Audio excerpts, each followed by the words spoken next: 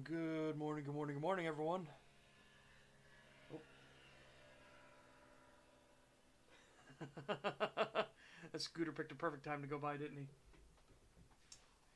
I hope you guys had a fantastic evening and a fantastic night's rest. Hope you're having a pretty good morning today. Oh my goodness. Again, didn't feel like starting Threadnought's Bounty. Good morning, Grinus. Didn't feel like starting Threadnought's Bounty here in Friday and then having to wait till Monday to continue. So we're going to wait and just start Threadnought's Bounty on Monday, and we'll go from there. Oh my goodness sakes. Oh, you're right, it is Friday the 13th. I feel like we should celebrate with some music. Hold on a second.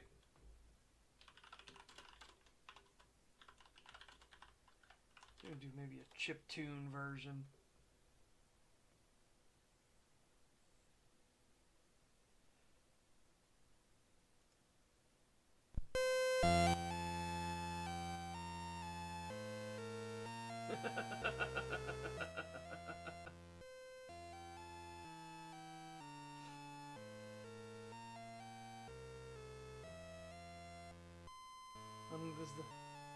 This is an old one. I can see why that one didn't get many views. It's pretty rough. What about you?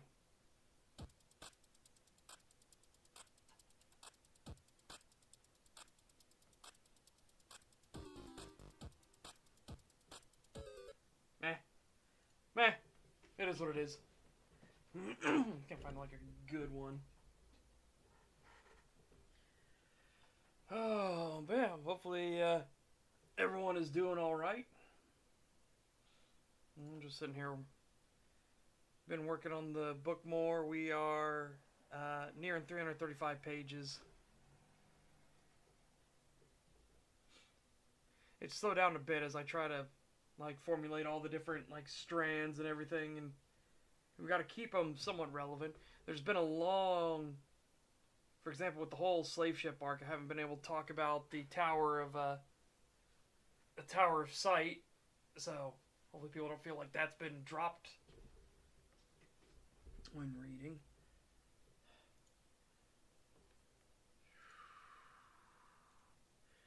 Right now we're ending the slave ship arc and going into the bloodline arc. But the slave ship, so basically if you can imagine it, the slave ship arc is still continuing. It's just obviously going towards its end, while the bloodline arc groundwork has been laid through the slave ship arc, but is also starting to take off on its own now. Kind of like imagine a couple hills, right?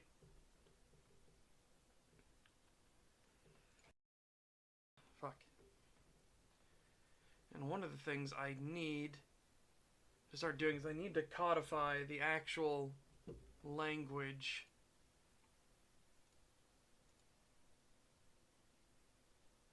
So it can all be worked together. Let's go into a blank document. Title it. Center. Okay, we're going to go to Draconic Language Rules. Guess we can switch over here. There are no kobolds here. Well, again, there are kobolds here, but not in this room. There's no kobolds in this room.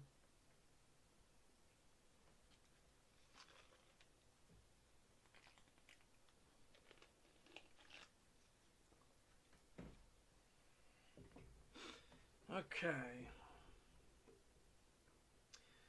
Here, I'll show you guys. Again, we're not doing anything exciting here.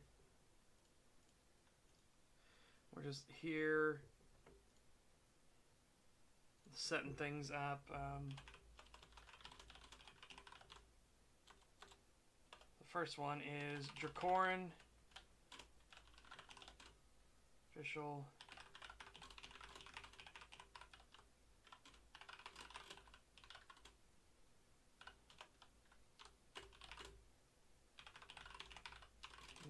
being. Okay.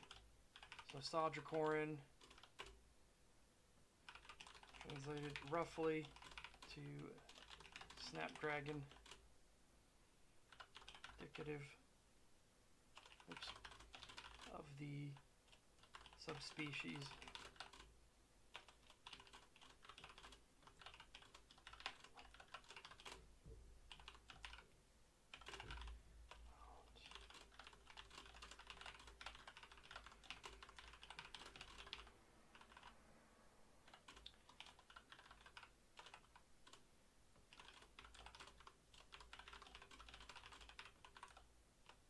Actually, no, most nimble would not be correct. Hold on.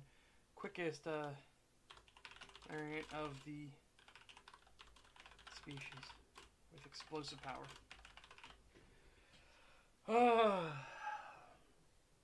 Such enslaving kobolds on camera? No. Maybe we should bold these, by the way.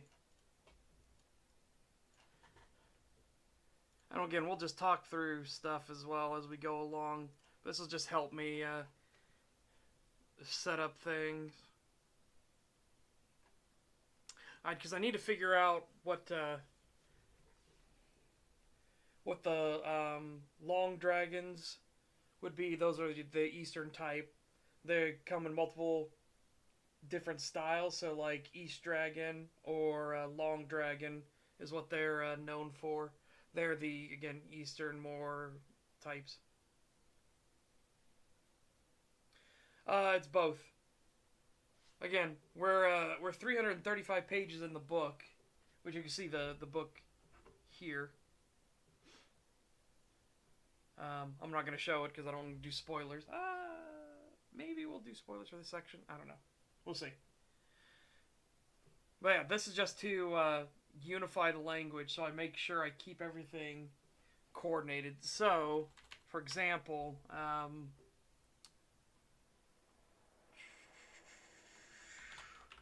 compound words. No, incorrect.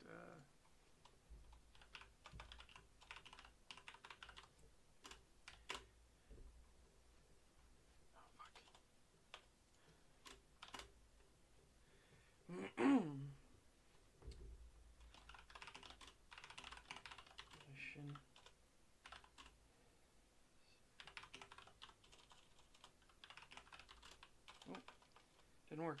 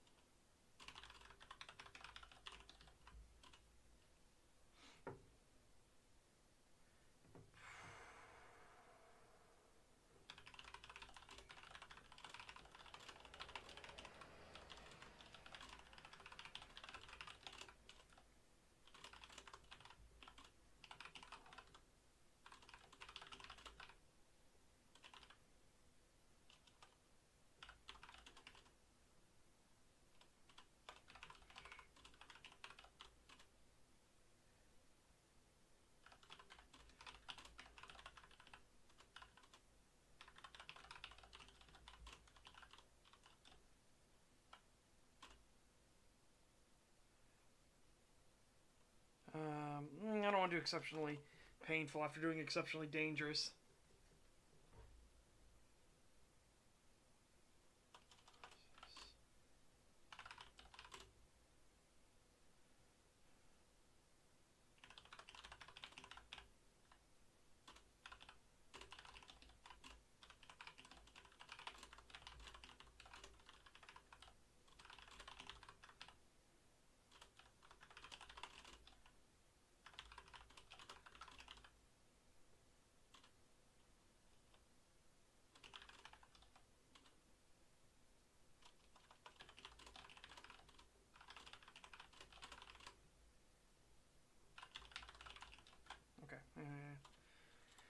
Okay, and then you would have, oh shit, Magiarg Drak.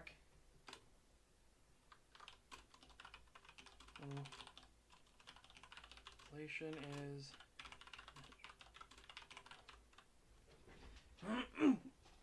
Okay. But these are like the basic systems of it. So you have like Dracorin.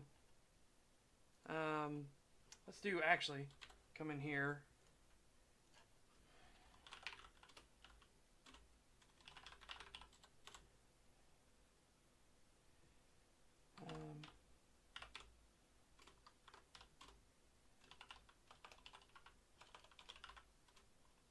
Fix denoting a being. There is as example.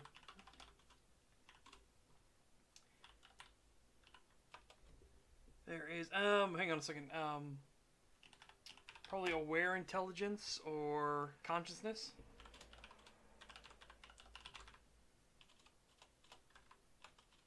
Oh my god. It's hard typing with claws. Yeah, this is just a helpful aid for me, and we can just have a chat and conversation about it too. For how all of this works.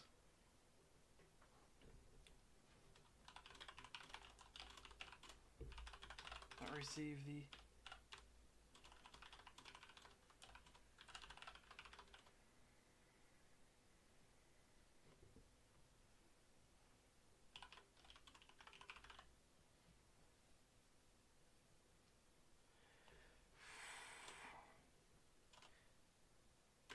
there is only one species that breaks this rule. The Drakine.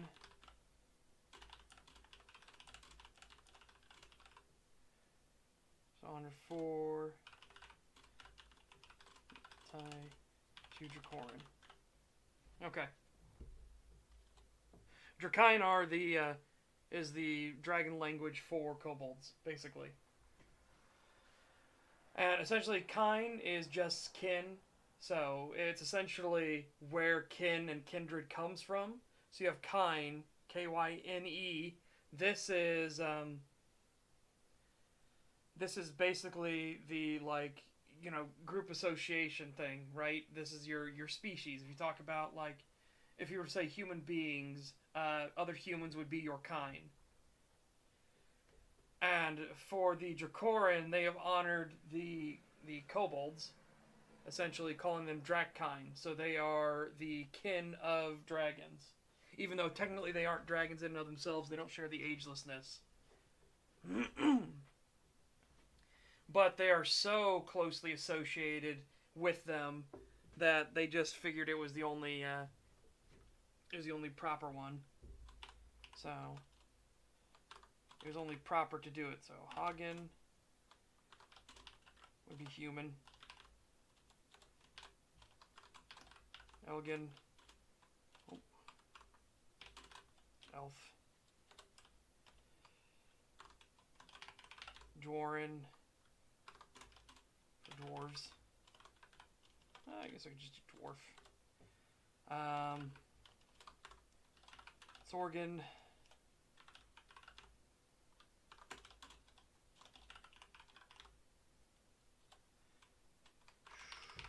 Organ.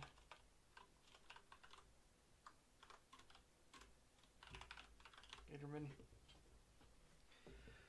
What is I'm writing? These are language rules and things like that, so I can keep things straight easier for the books and novels. So essentially, just trying to tie and unify everything together.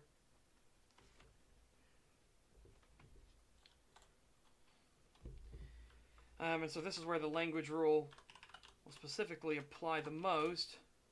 Wolvarin, Wolfman, / werewolves. The root.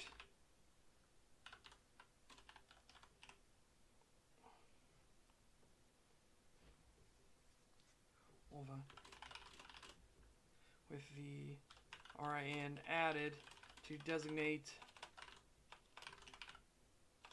sapient life. Oh. That's what I need to figure out because southern dragons are more snake-like, right? And there's also these snake men, which is one I need to figure out. Let's do. I'll put it up here because it seems more fitting. So Hagen. Being the prefix denoting lesser or smaller. Hagen denoting humans. So lesser humans, aka halflings.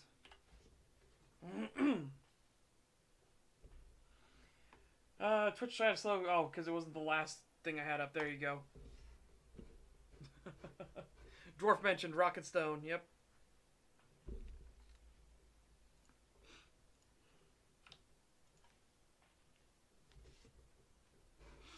Yeah, this is also why the dragons don't call the kobolds Dracoran, because they don't want to call them lesser dragons. They call them kin because of their direct association and connection, deep connections to Dracoran themselves. Okay. It's hard to type with this thing here in front of me. Let's see. Dracine, the only species to break ion suffix. Instead, replaced with kine. Made a kindred. Oh man, oh man. Having a rough time typing today.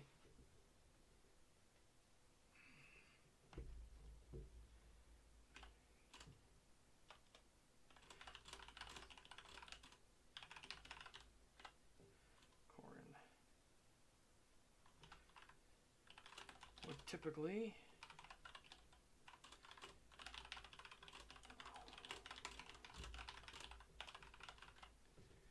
cold than any other setting. Yeah, I'm having a rough time.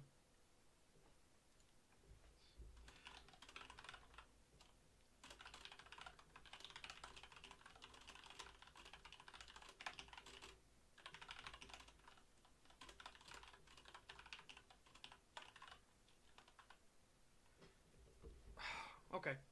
Alright, left hand, what are you doing here?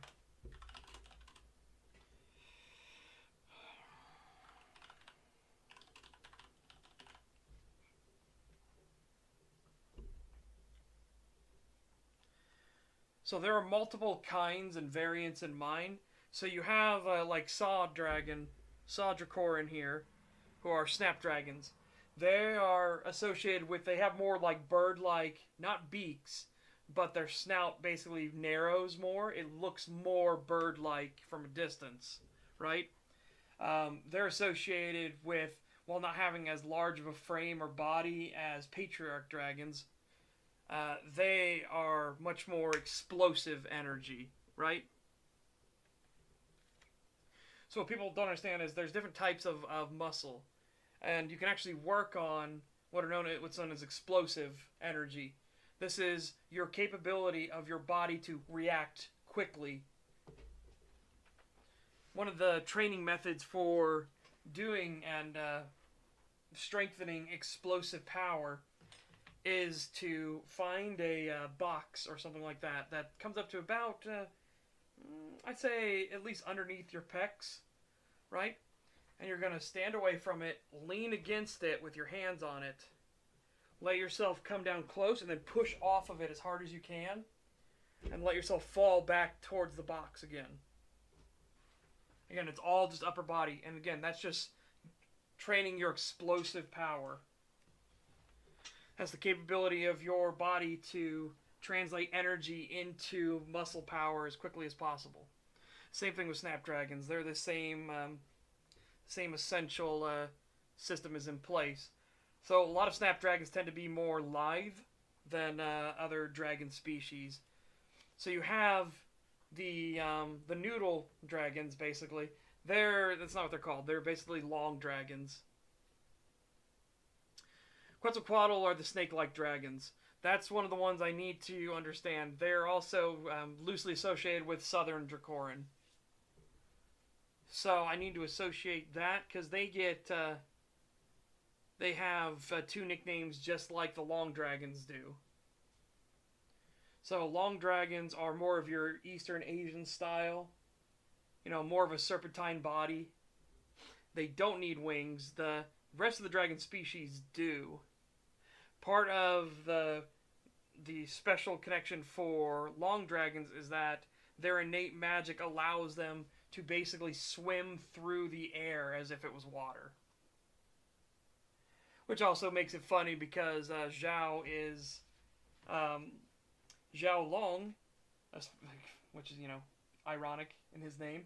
He is the master of the earth or ground school of magic. So he actually more rejects his innate nature.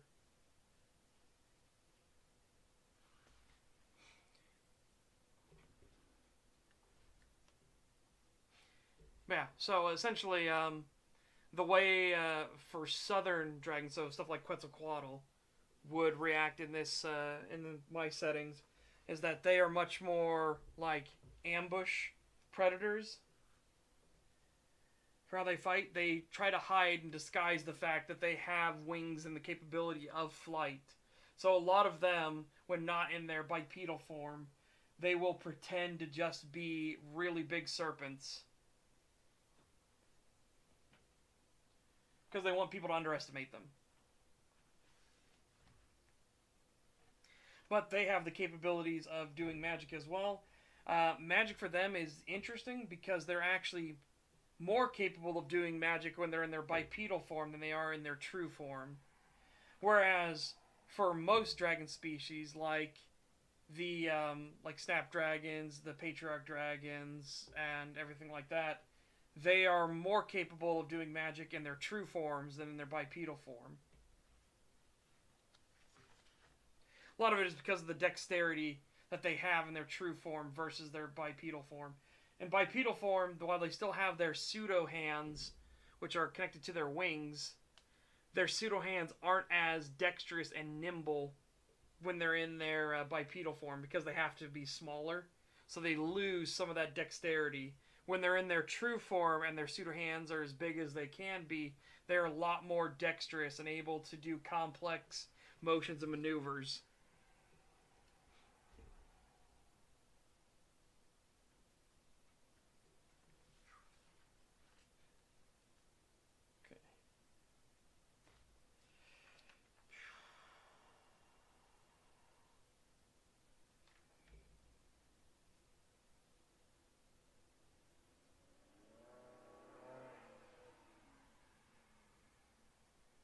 Okay.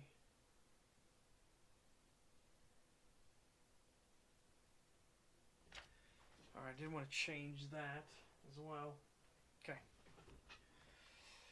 Oh, boy. Language.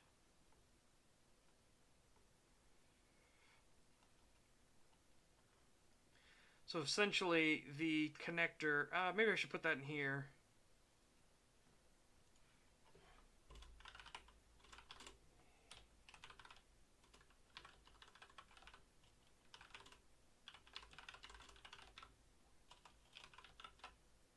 Man, alright. I'm trying not to mess up my notepad more. I'm going to move that out of the way. It's messed me up on my typing because I have to angle my hands up.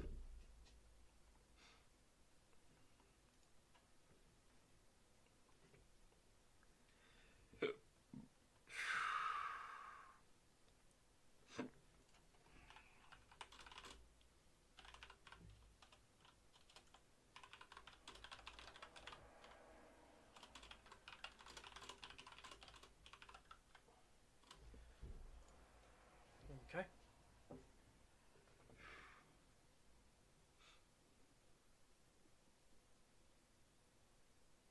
Oh. There are all kinds of different species there, and they usually will be get their name and designation from practical and pragmatic matters. So they're things that are called spear beasts, right? And it's not because they use spears or because they're being fancy. It's because the locals around the area where spear beasts are most common wants to denote what you use to kill it. So you're always innately tuned into as a local what you need to have with you at all times. Spear beast, use a spear, so on and so forth. This is a methodology for ensuring that this knowledge is always passed down. So the species name is directly related to how you kill said species, because they're a very dangerous predator.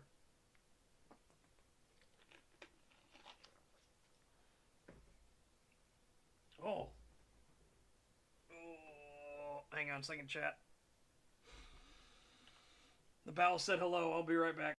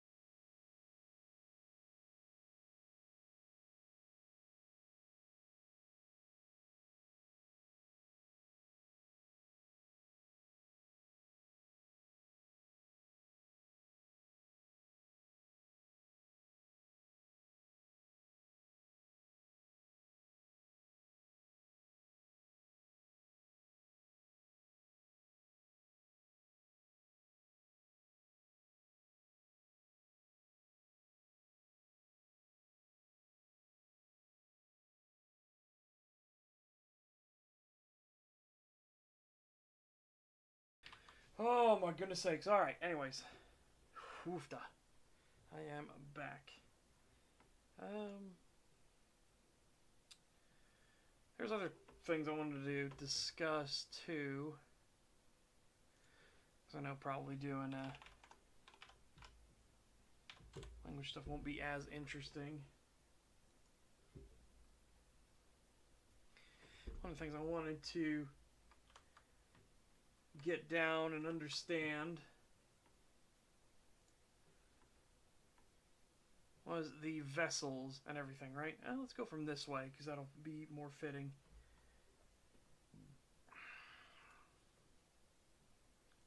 What's a good one to do?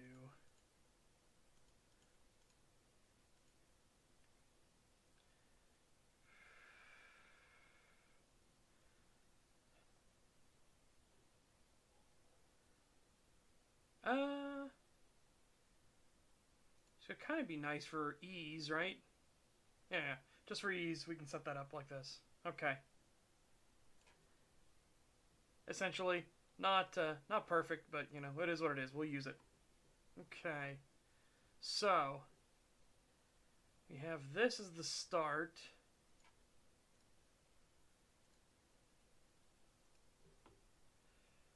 Oh, actually, hang on, wait, we should do this.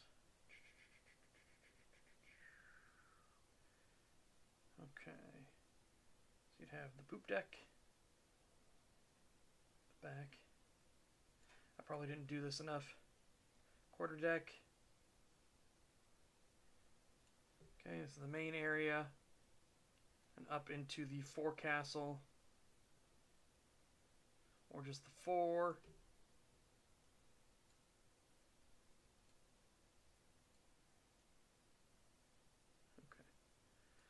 Well, that's a bit wonky, but you know, it is what it is. If it looks straight, it is straight, right? Anyways. So, and then up here would be the figurehead, which will then go into the mast itself.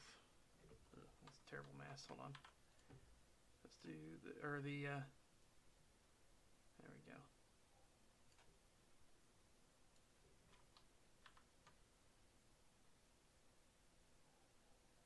We should actually do this in where it's supposed to be.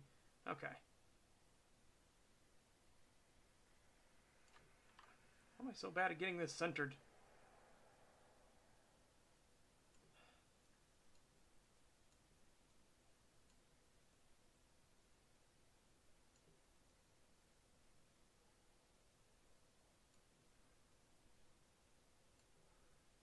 Oh, shameful. Absolutely shameful. All right. Well, if it looks straight, it is straight, right? And we'll just say that it is centered. Okay. So this would be basically the cutoff for where the mast and the figurehead would start. So then we have, take these to 5. We're gonna have the mizzen.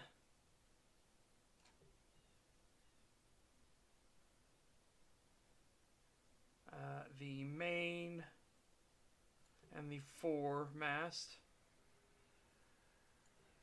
Oh my God, they aren't in a line. Oh, it's man. Maybe I should have turned on the grid, shouldn't I? Is there a grid view?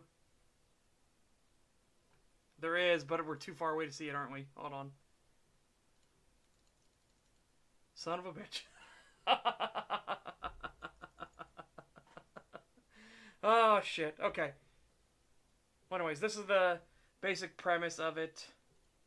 How it will work. So on Drakor ships, but also, I guess we need to talk about Drakor as well and their shipping. So...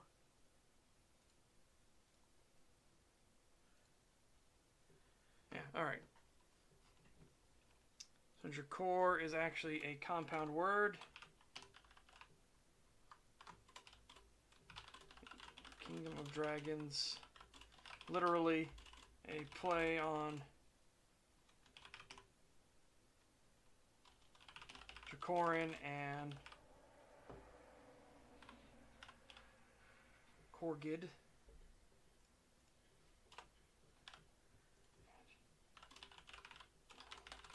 them both in the word Jakor.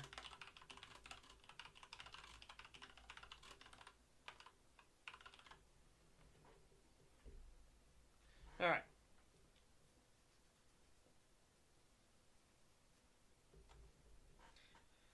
Oh, it's triggering my OCD, that's for sure. Okay. So, Dracoran ships are a special design. So let's do a bit of a side profile of this, right? So from side on, I want a bit of room to work with here. You have the back here, which will then curve down here. This is let's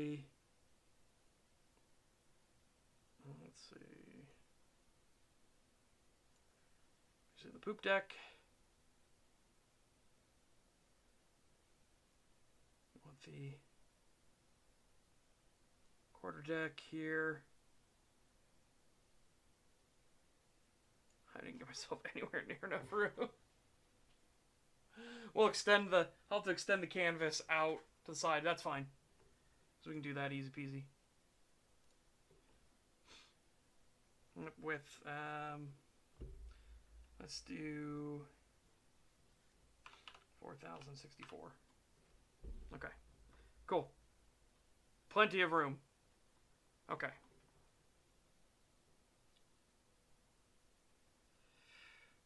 Alright, then you have the next deck, which actually sharply angles in. And this is where the rudder connects into the ship.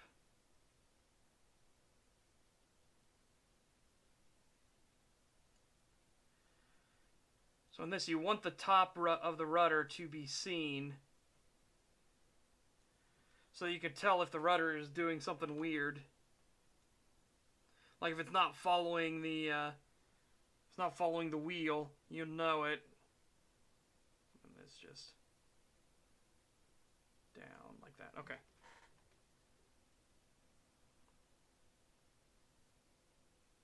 Oh, man. Can't grab it there. All right. Anyways, this will connect down to here in a bit of a sweeping motion.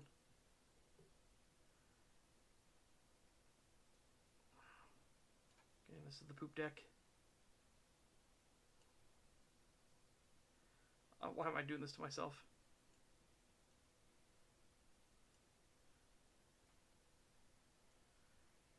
Like I said, it's not a blueprint, but I'm just making myself feel awkward now.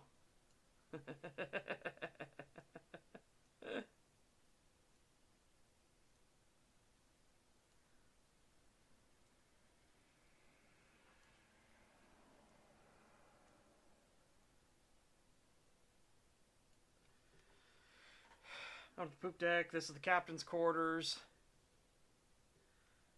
The wheel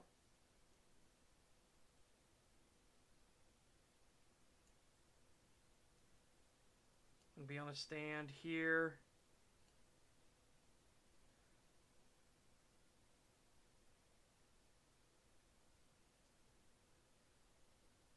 I'll do this, and then we'll wheel. Okay. Up.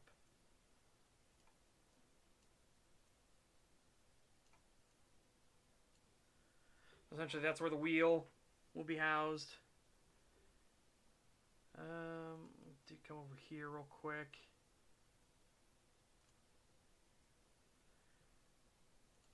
This one we will fill. So the mizzen goes all the way from the bottom of the ship, goes all the way up. So you have the mizzen. This would be kind of like a lesser ship of the line, right? They don't have gun ports because there's not gunpowder or anything. So you're going to have a more varied system. You need to keep going forward. Here, and then this drops down to this deck in a curve.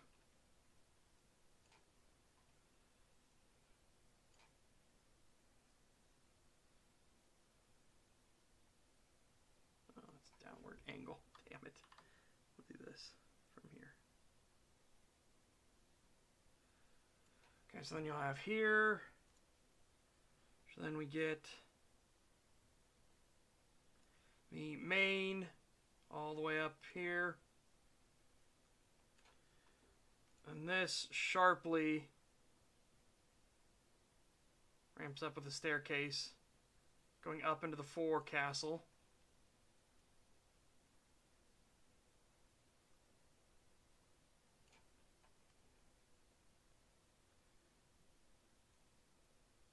The forecastle, which then sweeps down. Okay, not that sharp back. Sweeps down here, and this is where the front, the bow of the ship is, and the front piece comes off of the ship. Okay. And this is where the mast is. Okay. So we have 3 masts, the mizzen being the smallest of them. So you have the mizzen, the main, and the fore. Those are your 3. It has multiple decks. So you can imagine this is a deck here. Whoop, fuck. Incorrect. So that's a deck. I have another deck here. Take that all the way across. Okay.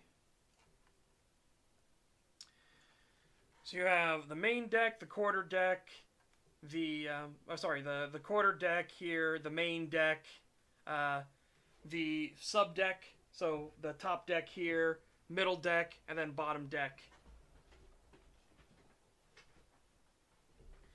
At the bottom of the bottom deck, you will also have the bilge, right?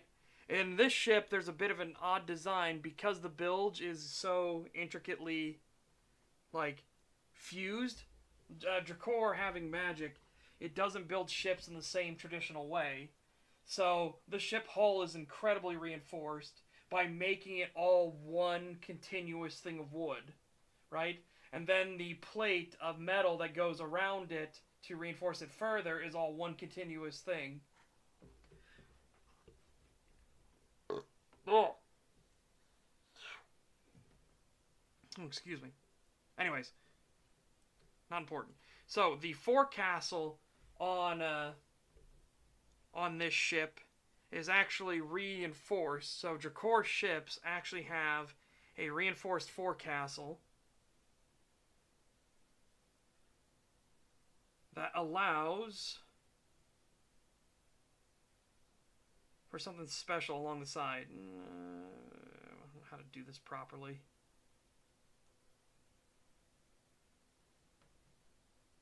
Maybe like this.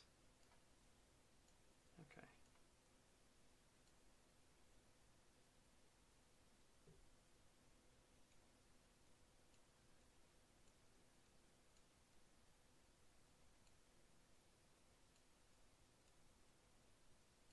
Okay.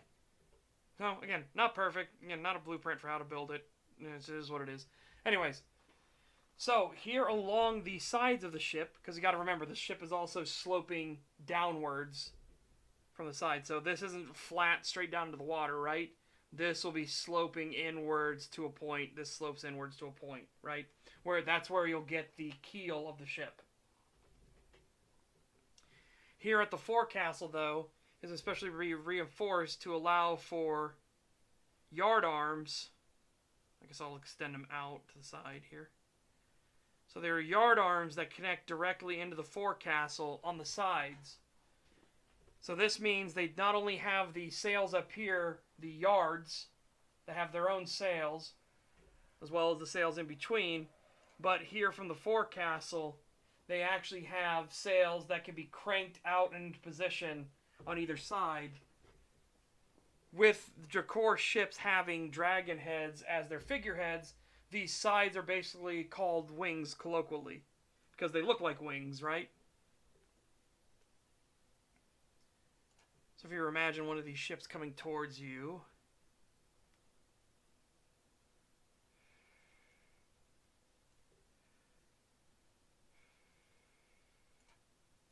it's doing like this.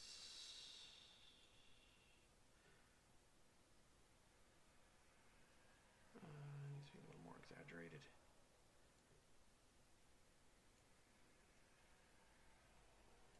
Yeah, that's more like it.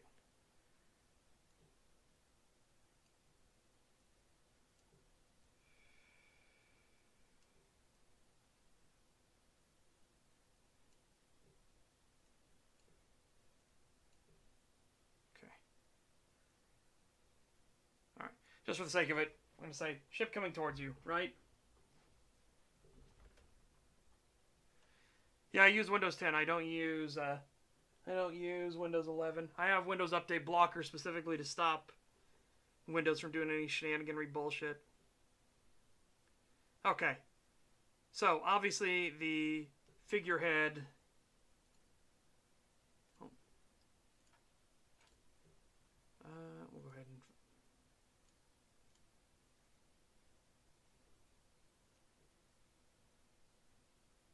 Oh. That's pretty neat. Alright. So you have the figurehead of the ship here. Right underneath the... Oh my god, what do they call it? I keep wanting to call it the...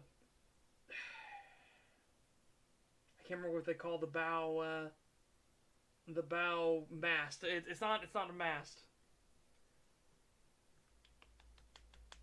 What do they fucking call it? I can't remember. Anyways, so you have the figurehead here, which isn't centered because why would it be? There we go, better. Alright.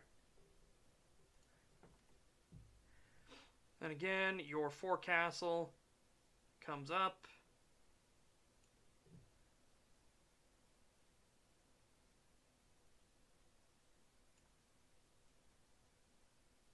Right. And then off the forecastle again, cranked into position.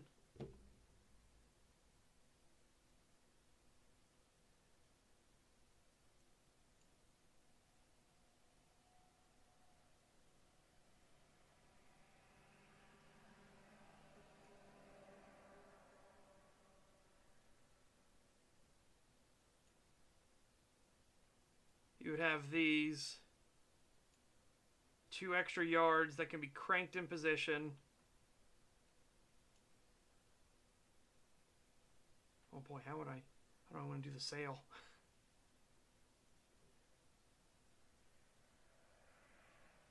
With sail. Oops. Angles in, the anchor point would be here. Then it would anchor up at an angle. Another anchor point here.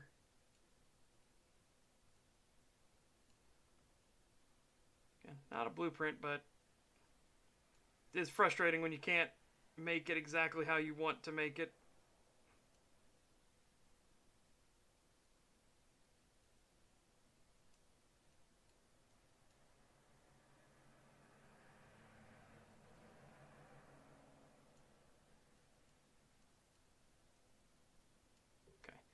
So basically like that. And again, those are colloquially called in the Jakor Navy, those are called wings. Just because of the having a dragon figurehead, right? And then you have these yard arms that are cranked out into position.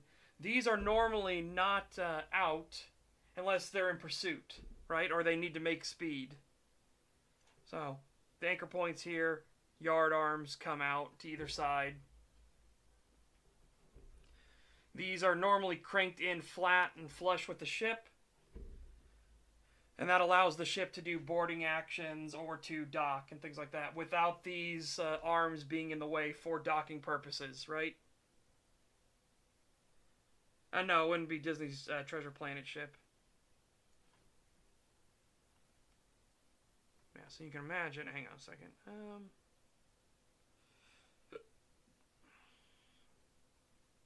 I don't want to delete it all, but you can imagine like. Oh, that's really shit. Water line would be more like up here. So you imagine the water line here, right?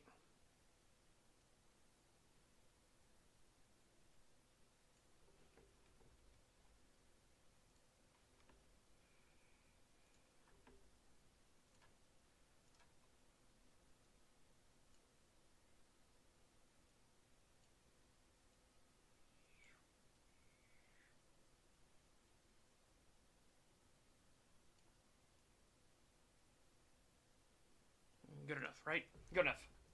Good enough for government work.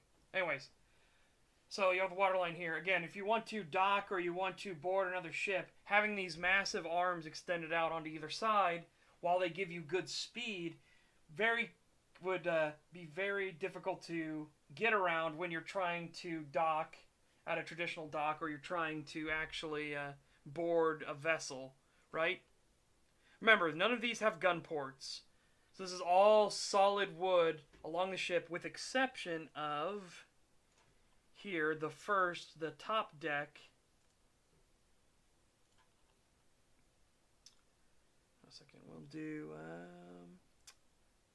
fill with black. That'll work. Okay.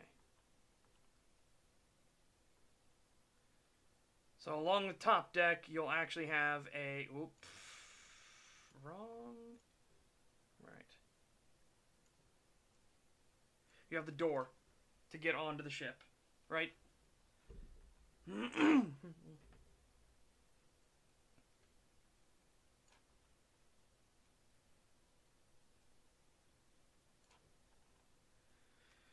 remember, you'll have a gangway, but you don't want your gangway, when you come to a dock or to a boarding or anything like that, to have to go at a steep angle, right? And it'd be like, well, just make the gangway longer. Well, you don't want to do that if you're on a dock. Would you want to come into a dock, put your gangway down, your gangway extends all the way across the other side of the fucking dock? No. So, ships that get this big or this tall, they'll have a door that is inside the ship, on the side of the ship. Those doors are what's used to easily get between your ship and a smaller ship or your ship and the dock. I think I have a thing to actually show that. Hold on a second. I have a thing to actually show that in practice.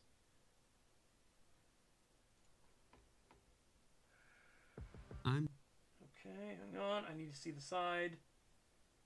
Get rid of you.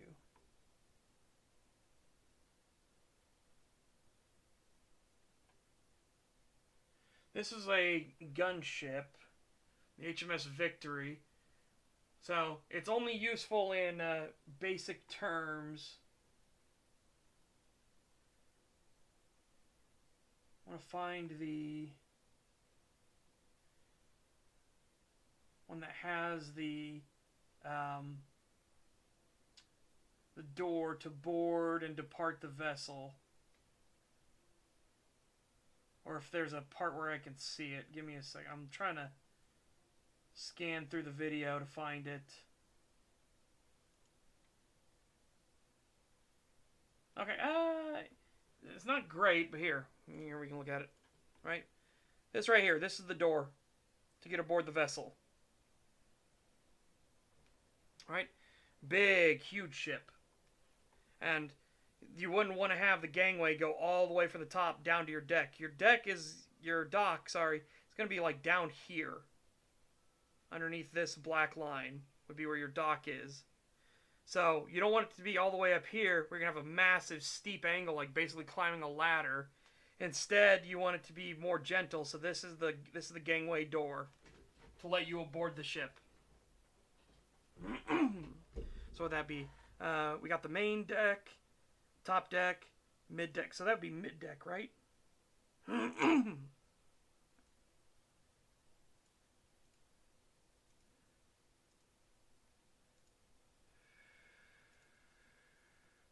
They're showing how this can all be folded up and out of the way. Cannons moved in position for battle. That's not what I want.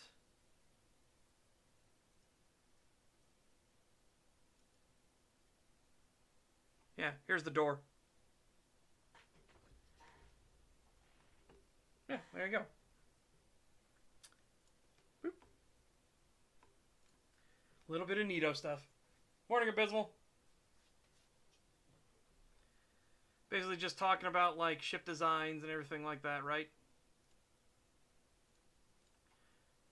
And why things are the way they are.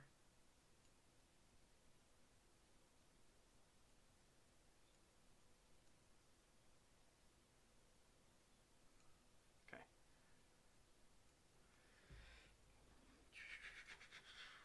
Basically, I just thought it was interesting and I wanted to share this. You think it'd be classified as a Carrack? What's the defining features of a Carrack?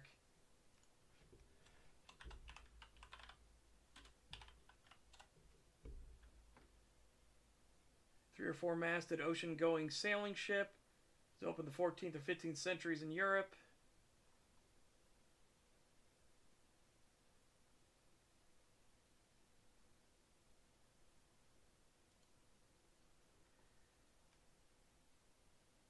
Yeah, you know what? That is pretty close. That would be, it'd probably be what it is, honestly.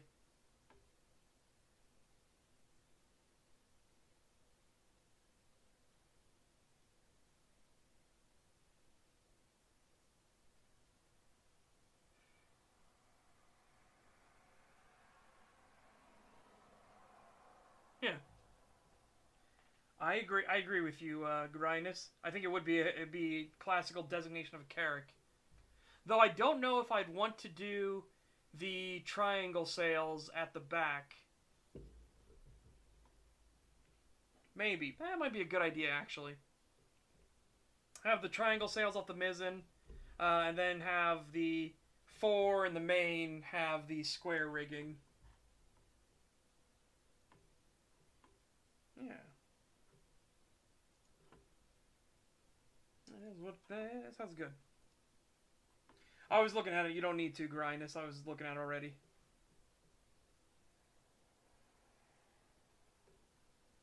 I know. Isn't it shocking how few actual pirate games there are? It's wild.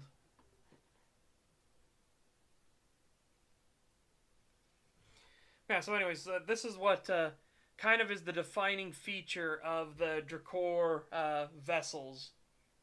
Is having these yard arms that extend out. Again, they can be cranked into position.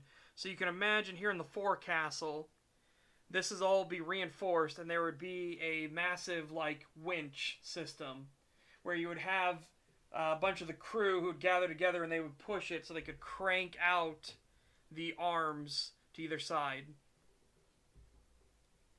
That would allow these to descend, and this would catch wind here on the sides of it.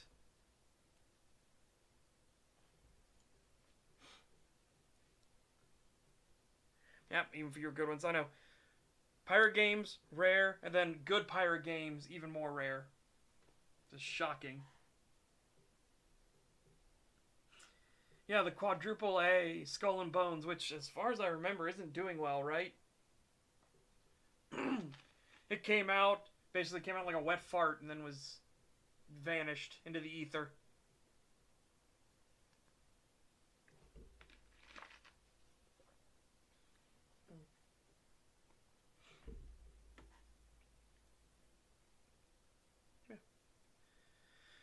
Oh, these wonderful, wonderful, like, rough, awful sketches. Well,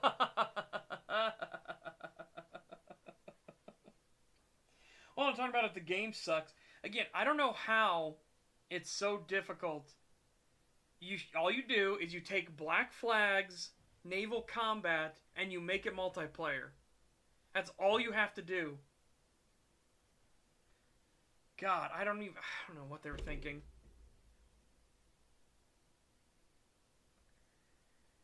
What I saw was it like turned into some kind of like mobile gaming horse shit where if you were in range and fired, your cannons would hit because, you know, you tapped on the target or whatever.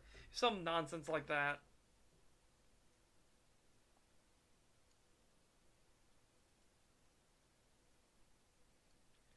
My OCD is killing me. No, I killed it. Oh.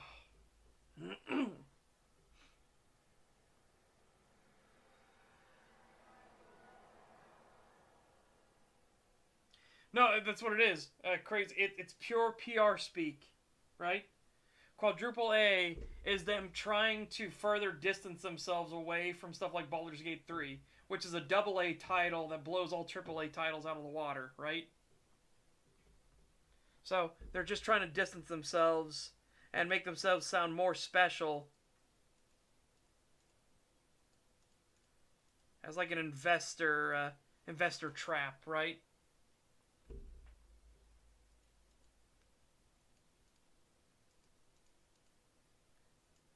Why am I doing this? This is meaningless. It's meaningless to do that, but there you go. Yeah, at the start of the slave ship arc, there's only one of these vessels, and it's kind of the prototype, and it's given to a green dragon. What was his name? He's a green dragon that intentionally jumped between another dragon and a god. So he got severely injured, but he survived his injuries. For his bravery, he was given command of the first naval vessel for Drakor, first military naval vessel. As you always said, me and a few friends of mine are making the first quintuple A game. Oh, there you go.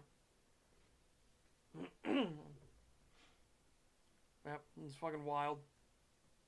Oh, I love how all the boarding actions. That reminds me of Skull and Bones. How all the boarding actions are just cutscenes.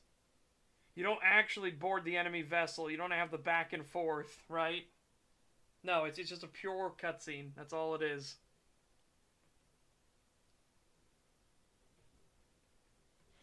How sad. Incredibly fucking sad.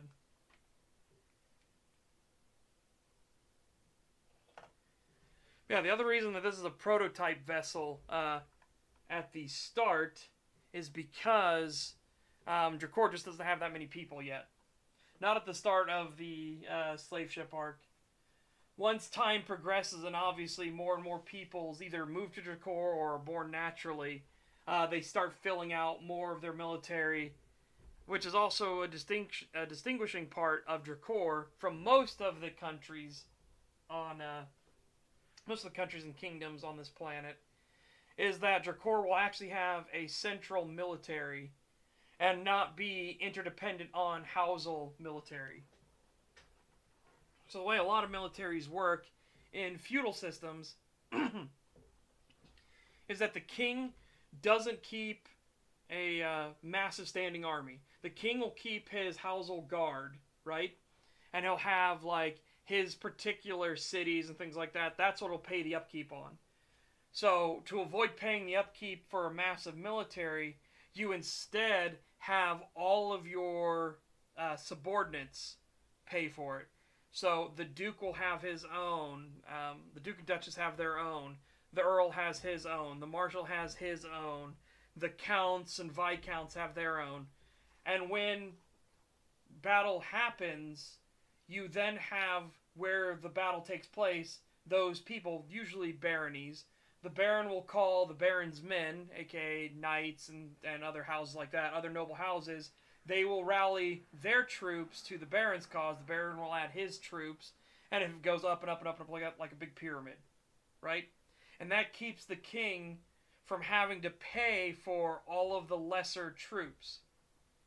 You know, he can have this kingdom can have this massive army without needing to pay for the massive army.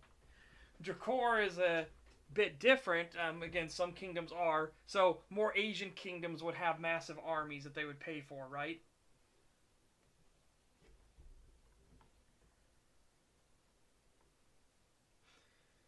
They wanted Drakor is in the phase where they have like supremacy because they have dragons, right? I mean, they are dragons.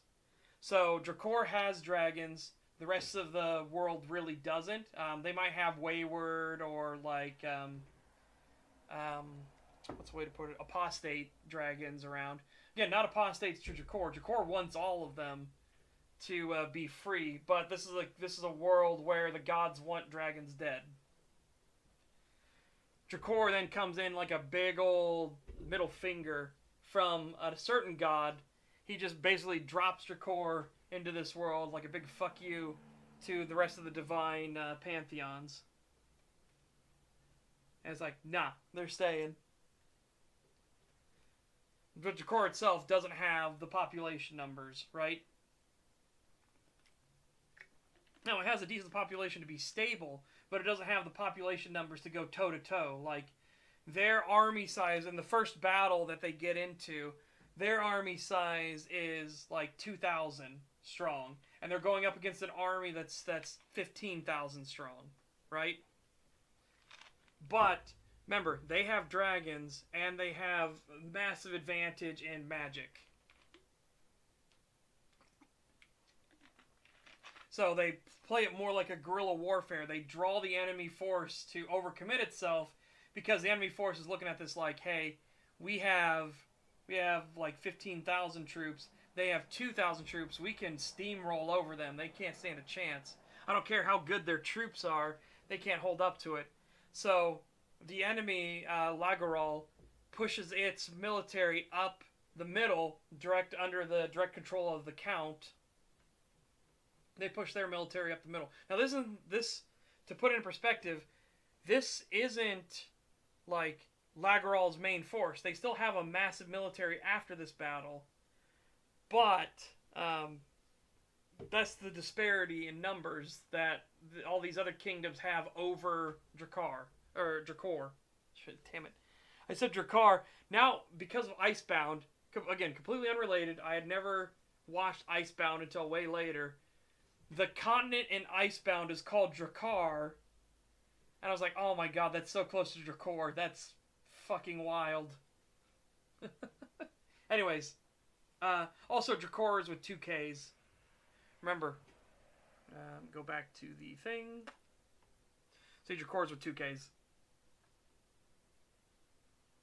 Pew.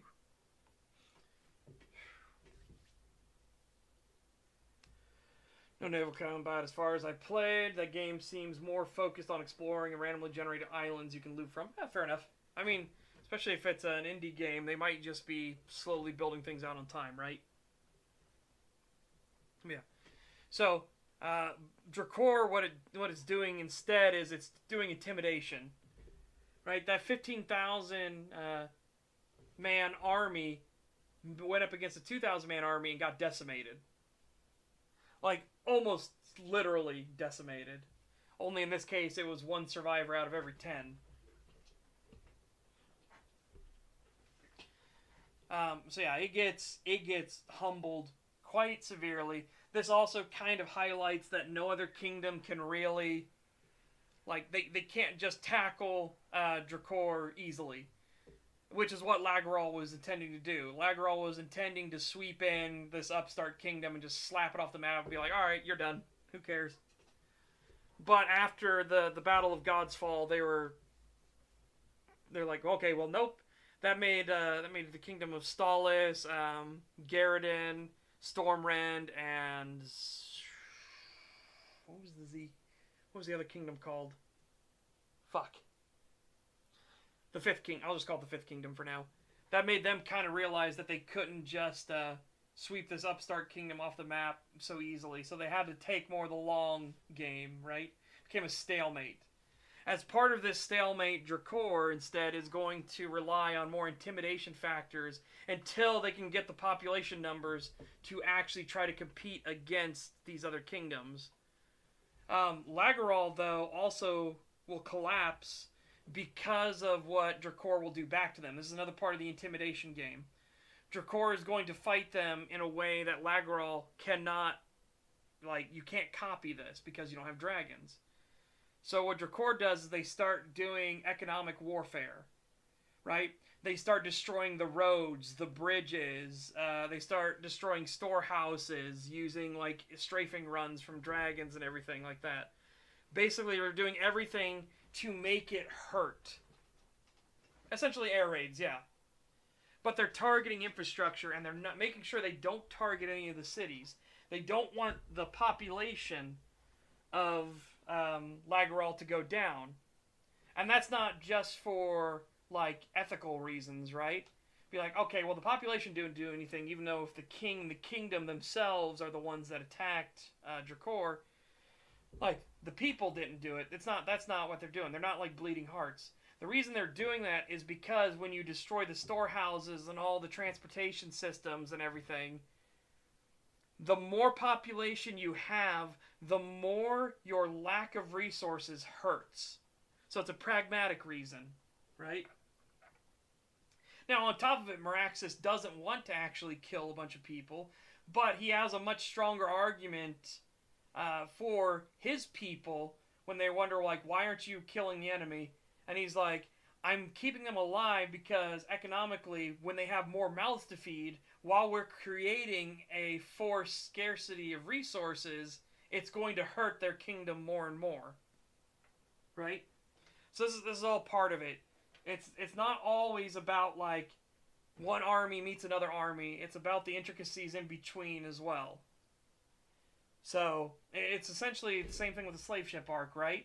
Only it's done differently. Instead of using air raids and causing forced scarcity that way, he's instead pumping so much currency into this other kingdom's coffers. He's pumping so much in so quickly, it's going to destabilize their economy and destroy them that way. And on the benefit side of it, because he's paying so much for the slaves, which he's freeing, mind you, but because he's paying so much for them, he kind of becomes the only game in town that you want to sell to. So if you're in the flesh trade and you have slaves and your options are go to Stormrend or sell them in Bavaria or try to sell them in Stalis, right? And you might get like a silver for them, or sell them to Drakor where you're going to get 10 times that much and get a gold per head.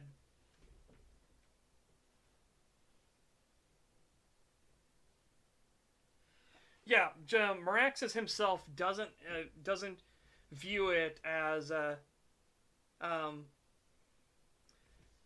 question. Why do some things call their money bank coffers? It's old timey language. I don't know the exact reasons why. We'll talk about that in a second.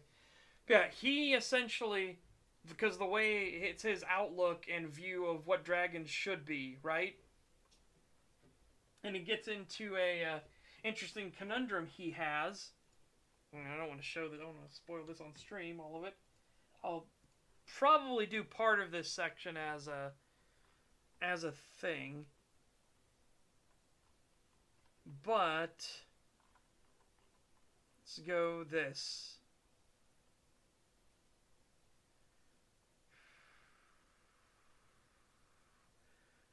That's not important. All right. Oh, here we go. This section is the important point. All right. This would be his divine portfolio, which was in flux dependent on the beliefs of his followers. He had to take note, though, that this did not dictate his actual behavior. Tyrant or benefactor, he could do whatever he wanted over all of dragonkind. The nature of his portfolio was not specific yet. There was also concern that something could shift him to one side or the other. In truth, what he hoped for was a balance, someone that allowed them their mistakes, but tried to lead them to a righteous path. Dragons were fiercely independent, and he wanted to maintain such strength, but he had to admit he wanted dragons to understand that strength and how to benefit from it. How should he best teach them? Should he punish them? Would he be willing to allow a wayward and ruthless dragon to abuse the people beneath them? Would he feel compelled to directly intervene? Could he handle knowing that that his most cherished beings could enact such cruelty? How would he go about correcting such behaviors? Should he keep his own morality out of it, so long as they were being true to what a dragon was? So basically, the essential problem that Meraxes has, as now ascended to godhood, and now he is god of dragons, is he wants them to understand what it actually means to be a dragon, but how do you go best about teaching that? You can't be a total benefactor on it, otherwise you get walked all over, right? You have to have some sort of harshness, some sort of punishment, but how do you go about that? How do you do that? So this ties into his philosophy of he doesn't want to view anything else as lesser, because he wants them to understand the value of those lesser things coming together in coordination. It's essentially why he wants dragons to look upon the Drakine differently. So the Dracoran dragons looking over the Drakine kobolds, right? Kobolds in any other setting. Essentially, what Drakine will do is when they find a dragon, they will help it, but they won't be very forceful about it. They don't want to feel like they're getting in the way. They don't want to feel like they're imposing on the dragon itself. So they'll build their lair next to it, and they'll give little trinkets to the dragon and everything like that, but they'll mostly just stay out of its way. They'll help guard it while it's sleeping and stuff like that, but again, they don't want to directly interact. What Meraxes instead wants to do is he wants the dragons to look upon the Drakine as if they are like an extension of their horde. And at first, a lot of dragons are like, wait, so you want us to treat them more like objects? He's like, no. When the Drakine are more successful, when they become more powerful, and they become more independent in and of themselves, that looks more favorably upon you as the leader of these Drakine, right? So what he shows them, and there's a lot of this when he goes to native dragons versus his dragons, or even the primordial dragon, because it turns out the primordial dragon also was this way. So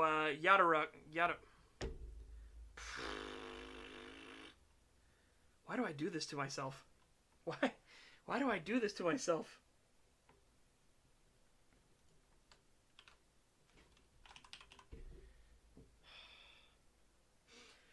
Okay, Yadorix. All right. Yadorix was a primordial dragon, one of the primogenitor dragons, one of the original dragons on this planet, right? Oh, I have character name lists. It's just trying to say them without fucking over the words, right? So you have stuff like Dagrix, Gadix,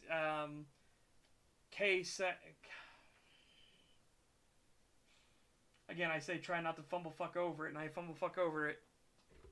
Essentially, not important. Anyways, Yadorix is one of the primordial dragons. That basically the progenitor of all dragon kind on this planet. He also came to this understanding, and so he became more directly tied to his Drakine. So his Drakine originally would leave him out of the way, but after being alive for so long, he started getting to know them more. He started talking to them and understanding them. He would go to the egg hatchings and things like that. He became more intimately tied to his Drakine. His Drakine on the flip side became more intimately tied to him. So instead of just staying out of his way and guarding him, they would show up in his den. They would help clean his scales. They would help protect his treasure and count for him. They would start building things for him because they wanted to, right? It became a mutually beneficial relationship. It was no longer like he is the thing that protects them, so they build near him, but they kind of keep out of his way. Now they are more directly working together like yin and yang, right? It's more of a circle between them. They both get benefits from the other there. And so his den, unlike the other native dens around, his den was more advanced. It had actual architecture. It had buildings and streets. It had storehouses. His Drakine were becoming more organized, more strong in and of themselves, and more independent of him. So they could go out and they could search more. They could hunt on their own. They could build farms. They could stockpile resources. They were slowly starting to progress technologically. On the flip side, you have Kazex. Kazex is Yadarix's granddaughter, but she doesn't have that wisdom yet. She doesn't understand what it means to be a true dragon in Meraxes' eyes. So her Dracain kind of stay out of her way. So they just live in normal hovels and things like that. They'll go out and do fishing and get some food, and they'll bring some to her every now and then. But they mostly want to keep out of her way. They don't want to feel like they're imposing on her. When Kazex and Gadix form a relationship, and she allows him into her den, he starts changing that in her and starts showing that to become more intimately tied to the Dracain. The Dracain obviously are in awe every time they see dragons, right? Whenever they see Dracorin, they will act accordingly. They act in awe and reverence and everything. When Gaddock starts talking with them, like, they become more excited. They start crowding around. They want to hear what the Dracorin has to say. They want to be near him. So then he asks them about the elders. They take him to the elders, and he starts helping them organize and think about stuff for themselves. And that, hey, us Dracorin might really like if our den was a bit nicer, or, you know, we might like this and that. So then they start thinking about, well, how do we do that? And part of it, they start gaining, like, practical skills. They start gaining, like, masonry work, bricklaying, things like that, to try to make the dens nicer, to try to make their Dracorin more comfortable. This in and of themselves makes them, the Dracain, more independent, because they're starting to learn practical skills that they can apply for themselves. So their den is also going to start looking nicer. It's going to get better. It's going to become more organized.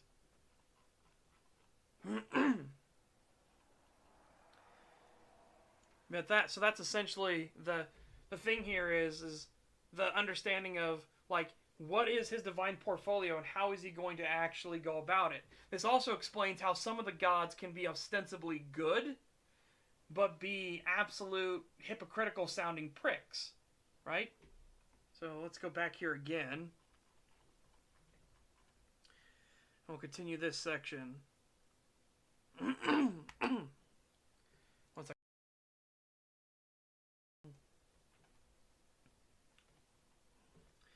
This would explain why Sangris was so corrupt while still ostensibly performing his divine portfolio of justice, as the strong would dictate what justice looked like.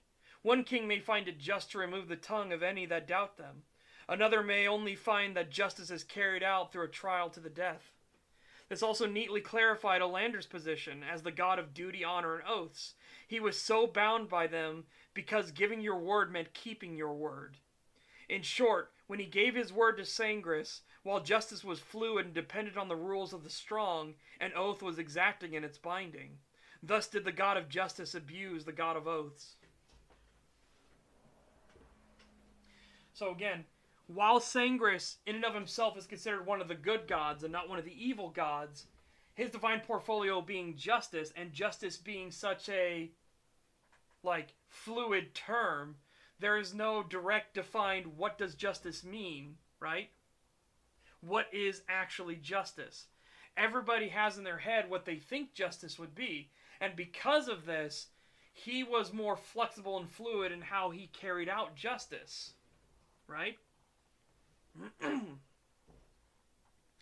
And this is where Olander, who is about duty, honor, and oaths, his is an incredibly rigid and strict portfolio, right?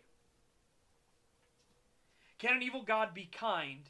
Yes, but it's manipulation, right? An evil god can be kind up to the extent that they are intentionally trying to manipulate somebody to get something out of them. Right? So you have, like, the god of lies and secrecy and everything like that. They can be kind, but it's because they're trying to manipulate their person. They aren't actually kind in and of themselves, right?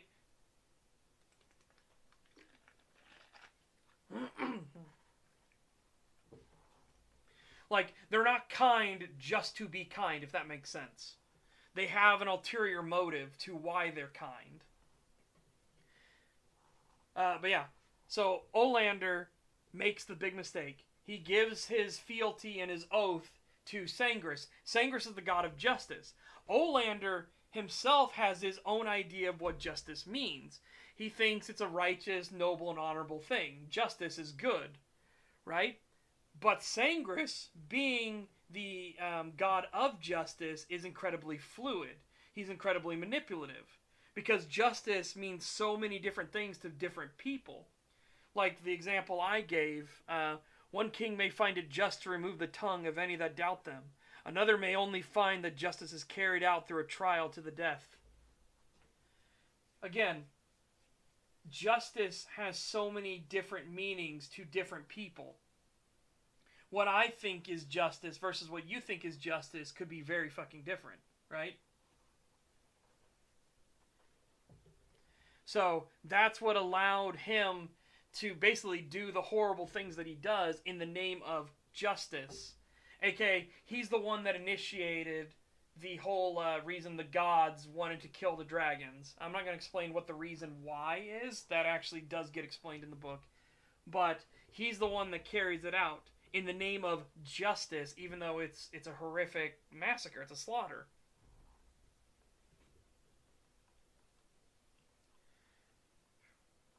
Let's see. But yeah, essentially that is part of what Meraxes' conundrum is in this world. Again, he gains godhood incredibly quickly. Hopefully, I hope readers won't be like, man, he got godhood in easy mode. He got it in a couple weeks of being on this planet. It's like, I hope they understand that he was kind of set up that way, intentionally so. Like, when Cordysoth set this whole thing in motion, he kind of intentionally made sure to pick a kingdom where a king was seen as a divine being, where the kingdom was actually self-sufficient and capable in and of itself. So when he took that kingdom and he plopped it down somewhere else, basically Meraxes had a couple bits of head start towards ascending to godhood to begin with. And much more of the book is about, well, now that you are a god, things aren't simple. Like, you don't just become a god in any of my settings, at least. You don't become a god and suddenly it's all rainbows all day long and you don't have to work for anything. No. The work is much harder and it's different now.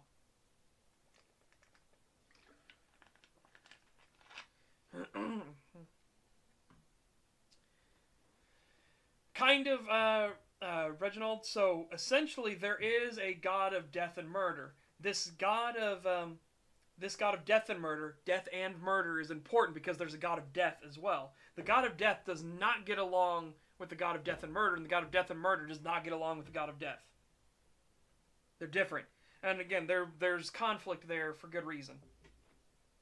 But the god of death and murder, he is very kind and benevolent to his followers, but it's not because he himself is kind and benevolent. He's doing it because they're obeying him, right? His ulterior motive is that, oh, you're precious, thank you for killing all these people in my name, and so on and so forth, right? So he gives them boons and benefits, not because he's actually kind, but because they're carrying out his will. You know what I mean? If that makes sense? Like, the way that I would view kind is that you do it in and of itself. You do it for its own sake. The evil gods don't do kindness for their own sake. They have ulterior motives for why they do, or why they act kind.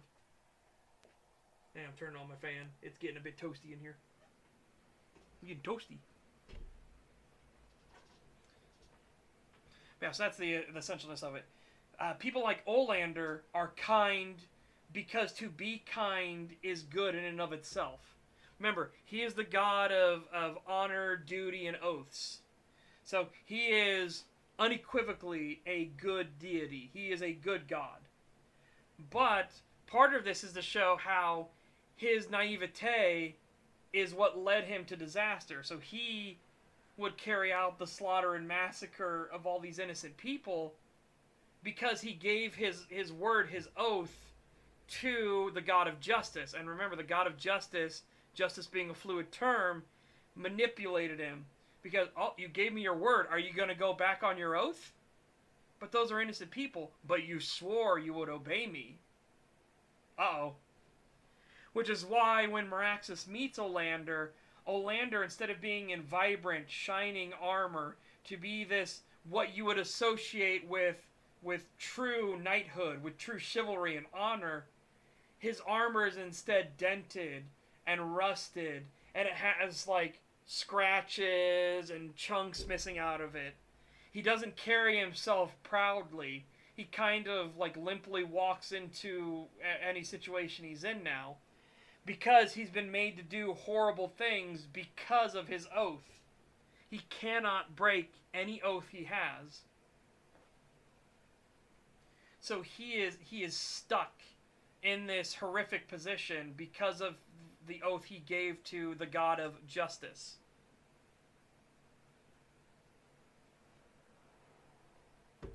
Which is also why Meraxes chastises him too, because he keeps trying to make an oath with Meraxes, and Meraxes is trying to get him to wake up and be like, hey, stop being naive. I'm not going to accept any oath you give. I'm not going to have you swear an oath to me. No, after what you just witnessed, learn from what just happened. Instead, I want you to observe what I do, and you make the judgment for yourself if you want to be an ally of mine. No oath required. Do you want to assist me or do you not? That's the problem is that, remember, he would have oaths, naturally speaking, he would have oaths to protect the weak, right?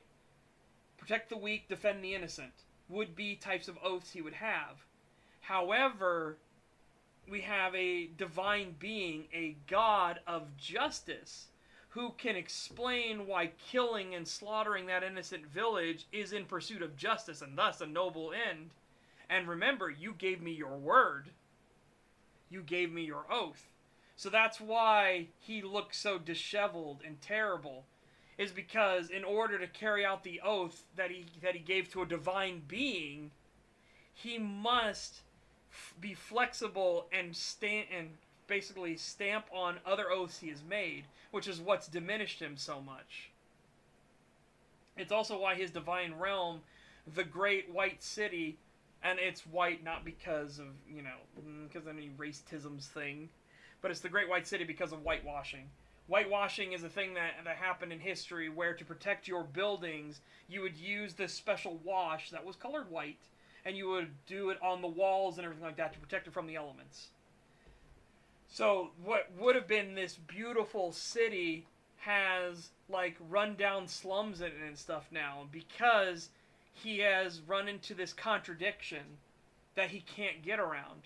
Now that Sangris is dead, he doesn't give it, now that Sangris is dead, he doesn't have that problem anymore, but that's Meraxes' point of being like, stop trying to give oaths to everything, damn it. Like, you're running into this problem because you naively thought that, hey, they're a good god, I'll give an oath to them because they're an ostensibly good god. And then your nature, your divine portfolio was abused because that other god had more flexibility than you. So stop giving oaths to people willy-nilly.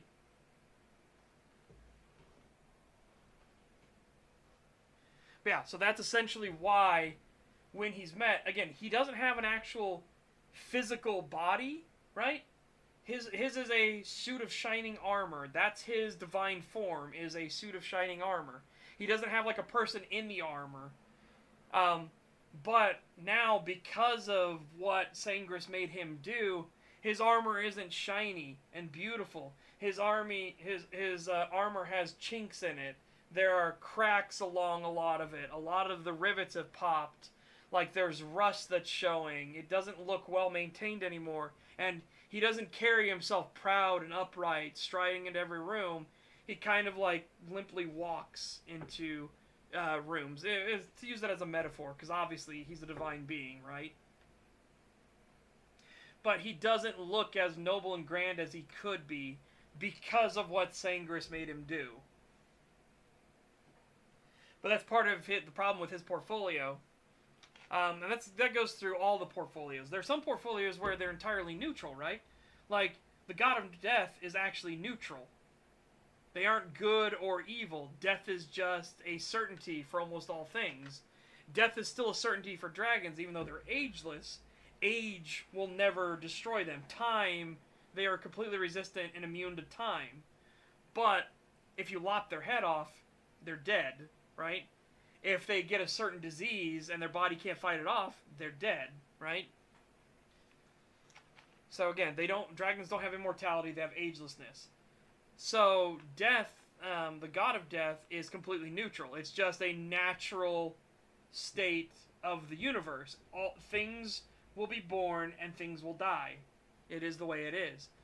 So they in themselves are not evil. They're not evil like the god of death and murder. Again, death and murder is important. They're both together. Can a dragon's mind erode over time? No, unless it's a disease, right? So there is a disease that can affect some dragons. And they aren't sure what causes it. But, well, I know what causes it. But they aren't sure what causes it. But essentially, their brain starts to harden.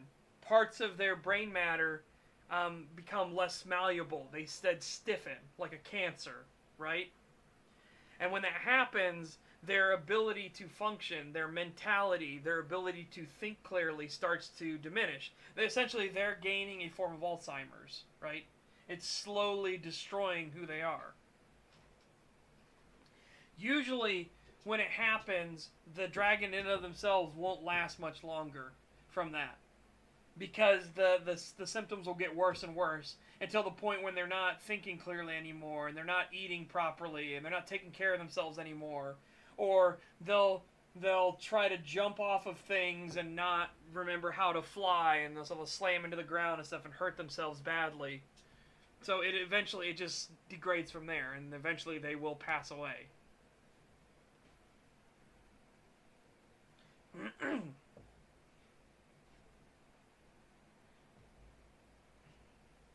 Yeah. And yeah, immortality being not all it's cracked up to be is one of the main points of the main novel series for Sakara, where an immortal being, actually I've already said who it was, Cordysoth. Cordysoth starts to understand that immortality is not all it's cracked up to be. And his big time, he understands it, a lot of it, because he still experiences pain and all these horrific things that happen to him. But it was once he was injured and then he got attacked by a wildlife and got eaten, that's when he understood intimately how awful immortality actually was. Because in my setting, immortality isn't just that you can't die, it's that you are aware the entire time. Even if you are just atomized, you are aware of what's going on to you the entire time that's happening. Oh my god. Think about a scenario where a dragon was to be sealed in a room of nothingness. Would they just be bored, or would their consciousness slowly fade? It'd be more bored. Right? Unless they also had the disease, then they would just be bored. Dragons are specifically set up. This is another keen aspect in Sakara, but is also touched in, obviously, in all these books, of what does a long life mean? If you are a race that is not built to handle a long life, you can go crazy thinking about the longevity of your life.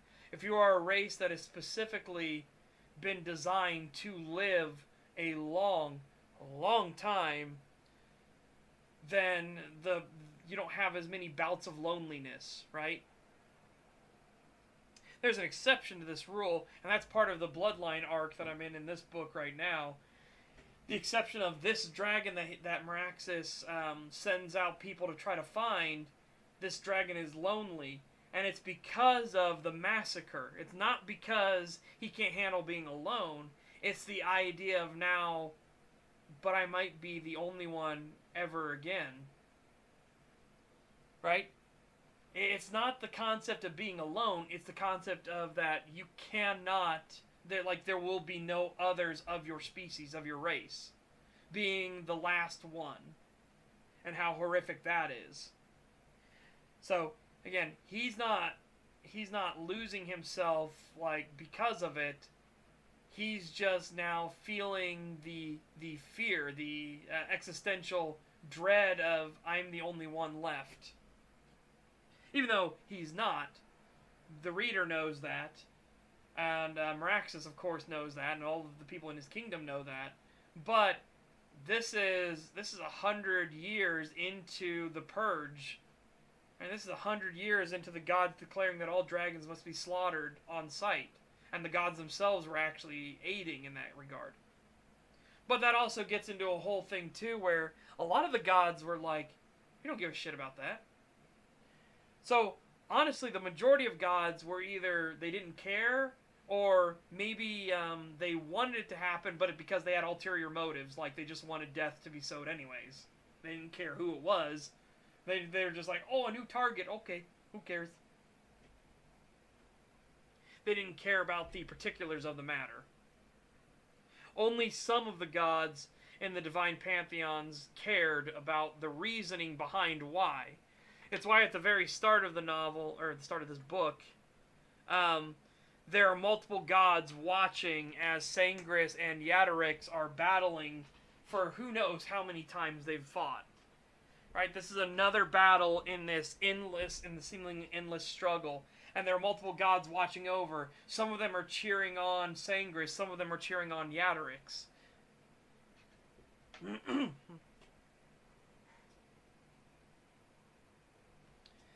If you're not a follower of any one god and you slay a dragon, would some god still reward you? Depends on if they know that you slayed the dragon, right? Because again, another key feature in my settings is that gods are not omniscient or omnipotent. Even in their own divine portfolio. That's part of what's specifically noted with Olander. He's the god of duty, honor, and oaths. He should be able to break an oath he made to a dishonorable host, of one that has proven himself to be dishonorable, but he can't.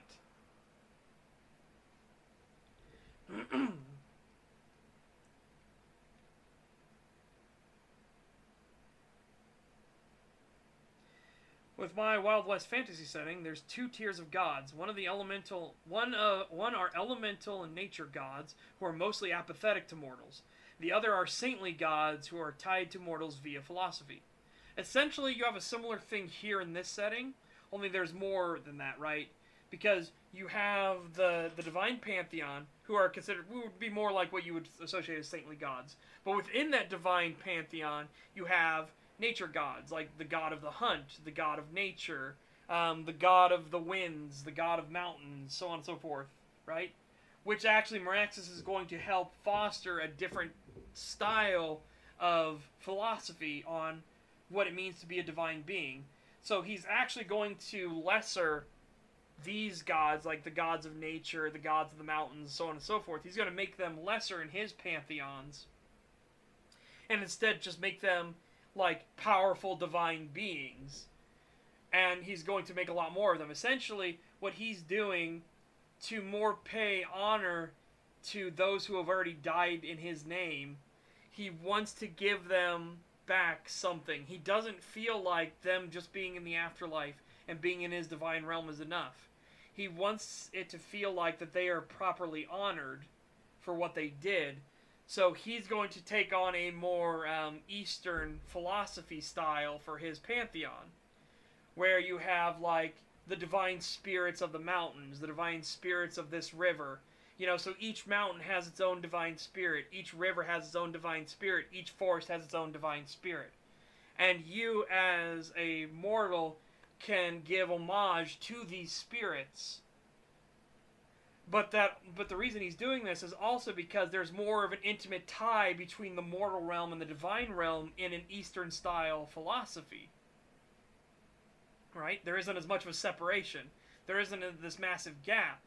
In Eastern style philosophy, you can be walking through a forest path and accidentally stumble into the divine realms because they're that intimately tied to each other. right? The Torii gates, they're supposed to be literal gateways into the divine realm. Like, there's no separation. Because you walk through the Torii gate, you are now in the divine realm. Right? That's more of an Eastern philosophy style of what religion is. That's why Meraxus is steering his philosophy more in that style. Not to the extent he doesn't want the divine bureaucracy that comes with Eastern philosophy, but he wants mortals to feel like they are more intimately tied directly to the divine. So there's going to be a lot more festivals for it. There's going to be a lot more honoring of the mountain spirits, honoring of the forest spirits that give us our wood, that protect us when we go out hunting through their realms, that help to breed the animals and keep the wildlife and keep the flora and fauna flush. You know, essentially, it's that sort of style, right? He's removing the direct power of the gods of these things, making it a lot lesser, but making it more intimately tied into what mortals are doing. Because to a mortal being, it's one thing to look up and say, you know, "Oh, ye god of the mountain." And it's another thing to know intimately, as you're going to the forest, who your forest spirit is. Who is the being that protects your forest, that your village is directly next to, right? And that allows them also to have a little more influence on the divine realm. And then Meraxus can take, like, oh, that's a good idea, that's a good idea, no, that's a bad idea, no, you stop that. Right? Because he doesn't want a lot of the Eastern philosophy stuff where it's like, here's this creature, and you need to say yes to its questions 3 times, and when it asks you the 4th question, you need to run away, otherwise it'll kill you. He doesn't want esoteric nonsense like that. Where he'll just, when he hears stuff like that, if he's paying attention and he catches it early, he'll look at that and be like, nope, nope, nope, stamp that out right now. Nope, nope, nope, I'm not having any nonsense like that. Nope, not in this realm. We're not having it so people don't want to leave their house because the lady with the sliced face might be walking around outside. No, I'm squashing that right now.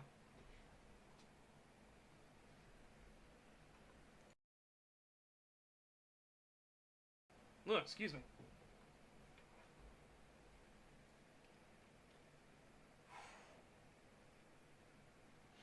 Yeah, and the reason that he does that, again, is more pragmatic reasons. He doesn't feel like his followers coming to his divine realm is enough. His divine realm also isn't a typical thing. In his divine realm, you still have to work. You still have to perform labor. You still have to do things.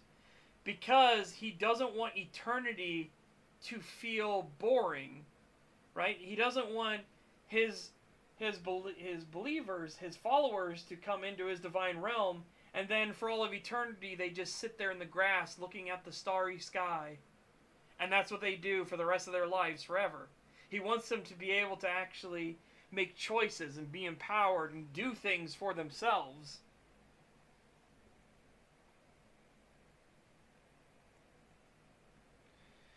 That's the type of stuff he really needs. Ain't nothing more fun than walking home and then being chased by the toilet swallower. Yeah. Yeah, again, so those are the types of things he would stamp out. When he's made aware of them, mind you. Because again, no god is omniscient or omnipotent in my setting. So he has to be made aware of them, and then he has to actually channel effort into, like, nope, nope, stopping that right now.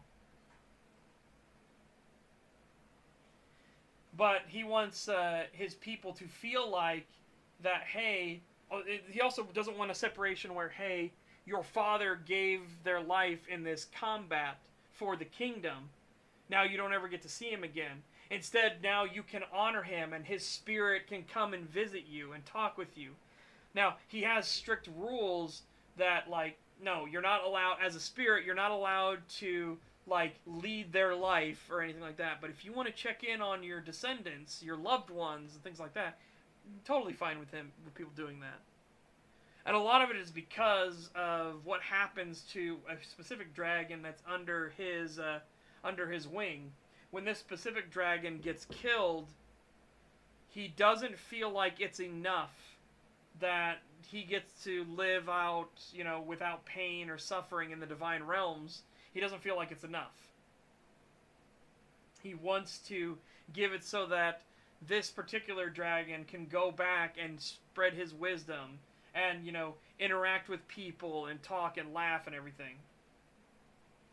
Kind of like Starcatcher from Sir Reginald is specifically talking about the novel series Nebula Civilization, which has a lizardman that's known as the Starcatcher.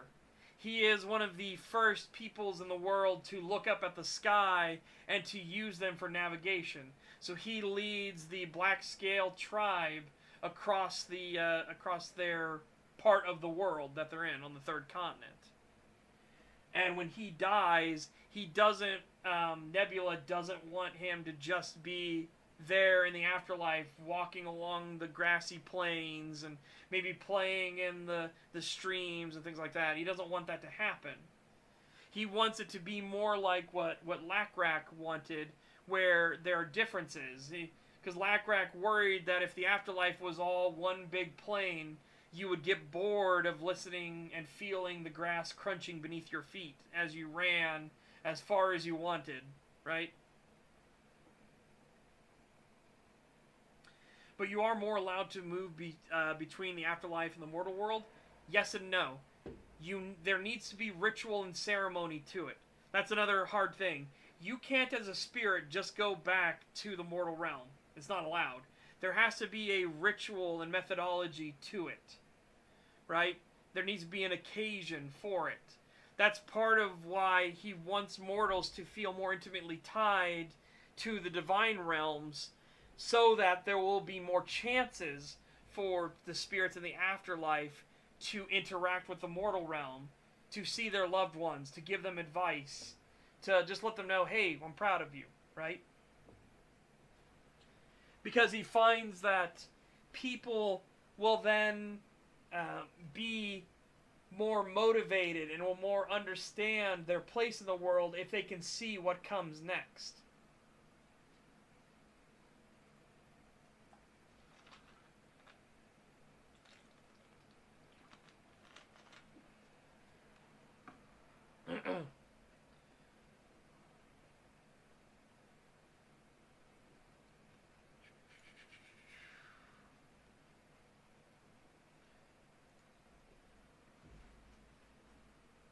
Goodness sakes. Yeah, so essentially, he's also trying to tie in more of his personal ideology because again, his whole thing is, now that he is the god of dragons, he needs to actually establish what it means to be a dragon, right?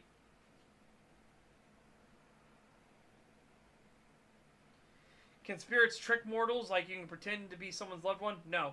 Because again, it's part of the ritual and ceremony. You have to be expressly called to it, right? Even on the big ceremonies that are honoring the spirits in and of themselves are still a separation between it because they're honoring the overall spirit. When you're someone's loved one, you're directly calling to that loved one, right? So, while it's a bit of a sadness, once it eventually gets to where nobody calls on you, you have your other loved ones who are with you in the afterlife. They are the ones being called on because they're more intimately tied to their loved ones that are left behind, right? So like the great-great-great-great-grandfather of a house probably won't be called on anymore because none are alive that know the great-great-great-great-grandfather. But that great-great-great-great-grandfather's great-great-great-grandchildren would be called on because they are more directly tied to the mortals that are there.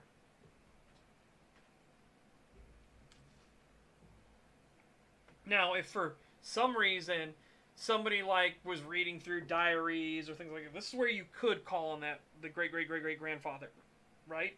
If somebody's reading through the diaries and everything, and they understand that this great-great-great-great-grandfather did such and such, and he knows the location of this, you could then call on them through a ritual and ceremony to bring them in to ask them these things. But again, that would be your expressly calling on that person, right? So it's the same deal of the more intimately tied you are to more people, the more you're going to be called on until such a time as your name fades and only your legacy remains. Right? Like, how often do you in your daily life talk about your great-great-great-great-grandfather, right? Or grandmother, again, it doesn't matter. How often do you do that in your daily life? Probably not a lot. How often are you going to talk about your mother and father, though, or your brothers and sisters? Pretty often.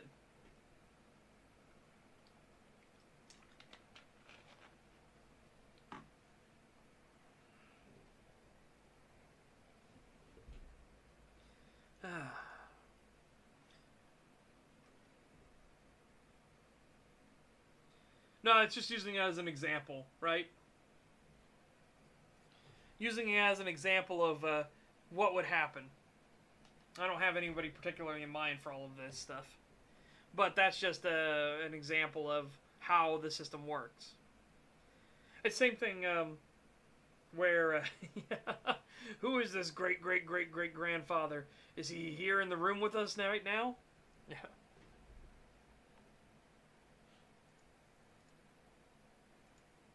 But same essential idea, right? But same idea for how magic works.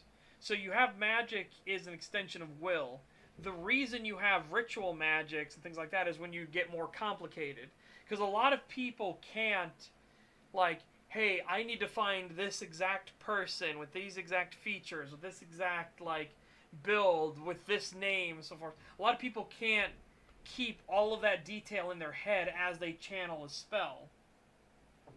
So you use ritual to make up for that. You allow the ritual in and of itself to take up the burden of the intricacies of it. So in this setting, let's see.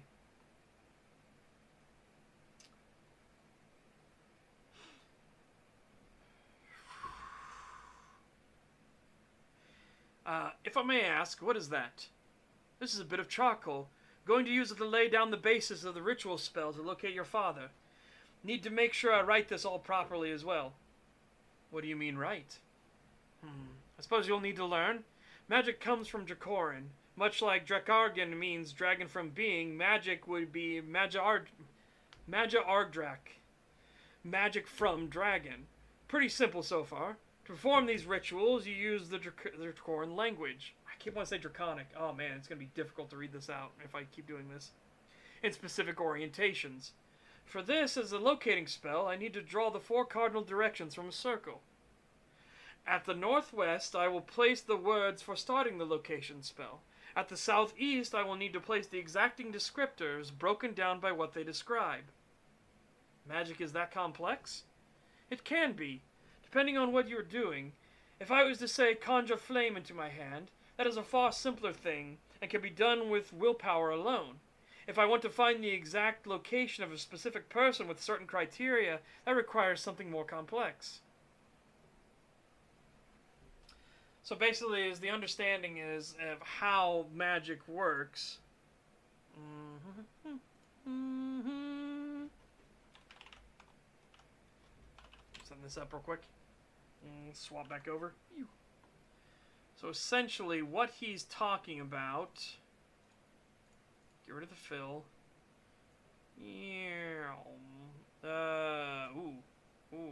Do that instead. Thank you. Okay. So essentially... Oh, God. Actually, wait. Cheeky idea. There we go. Pull this under. On this layer. Oh, shit, I can't do that. Alright.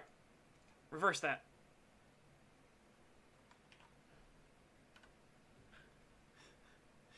I'm going about this the long way. Hold on a second.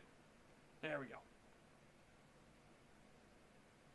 Now, go here. Do you... Boom. Okay. Right. Now, to the background. Oh, damn it. I started doing it. I need to do this. And flip it like that. There we go. Perfect. Okay, now come in here. And now we can do this. Okay. So essentially, this is what Sam is talking about. So he needs to make this as his starting for the ritual, right? So you start with this as your ritual. Then you're going to come over here. And this is where start of the location spell. This is where you're going to write down all of your stuff for starting the locating spell. Over here, then, you would give name, blah, blah, blah, right? Height, if you know it, blah, blah, blah. Hair. And then for hair, you would have to start with, say, color, say, like gray. And then you would break it down to then be swept back, well-maintained, oily. You know, again, you would start doing these like subcategories. This is how you would start doing the location spell, right? No, this is the location spell. So you have your north, south, west, and east, right? So this is you're trying to locate a specific person. And the difference being, I just described it before you got here, Rob Parr, would be like, I want to channel a fireball. So I just channel that, hey, I want to channel fire magics into my hand, form fire from my hand. I now have a fire in my hand. I will then use my capability to shape it and throw it. That can all be done through will. You can reinforce that will by also using like verbal components of it, right? Because you're now focusing. It depends on your willpower. Your capabilities to focus dictate how powerful and how strong your magic can be. The more you can focus, the more like you have an ironclad will, the easier it is to do. Once you get into super complex spells like, hey, within this mile radius, I want to locate this specific person, that's when you need to start doing rituals. And you let the ritual in and of itself take up the heavy burden of the information you need, right? So, in this case, what I'm explaining is the locator spell. So, you put down your cardinal directions. Again, the spell is actually more powerful if you accurately put your cardinal directions as well. So, if you accurately face north and put north to the top, south to the bottom, west to the left, east to the right, right? If you actually do that, it becomes more powerful, becomes more potent because you're actually going along with the ley lines. Then you have over here, you have your incantation to start the location spell. On the opposite side of the ritual, you have the information you're going to use.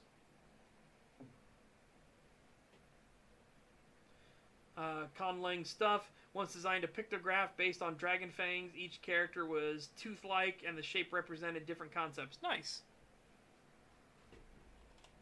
Yeah, so then you would then come over here and maybe you don't have the name, right? I don't know what his name is anymore. Maybe the height, all you know is taller than X. For hair color, gray, well, what type of gray? It's going to pick out things that are loosely associated with gray, or what people would nominatively think of as gray hair, and so on and so forth. And then you'll get the location of all these things. The less vague you have, the more accurate the locator spell will be, right?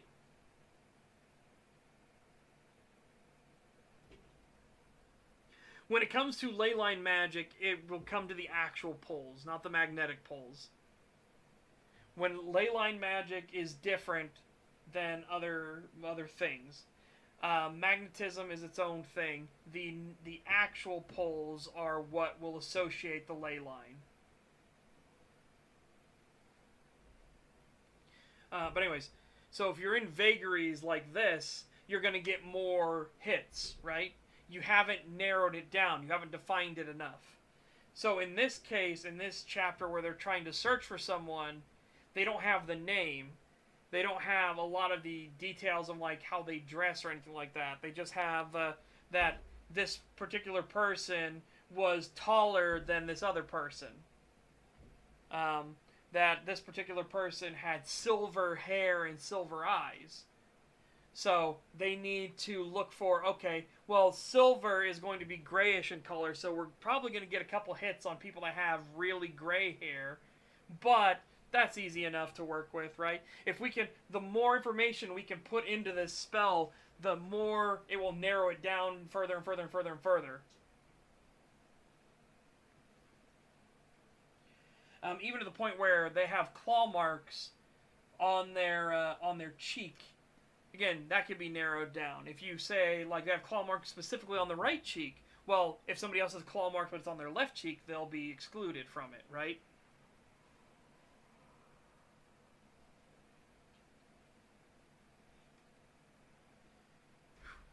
Oh, by the way, the reason that it is specifically pointed towards the actual poles and not the magnetic poles is because the magnetic poles can fluctuate, right? So you don't want your magic and your ley lines to be directly associated with something that can fluctuate. You want it to be more concrete. The more concrete it is, the more stable it is.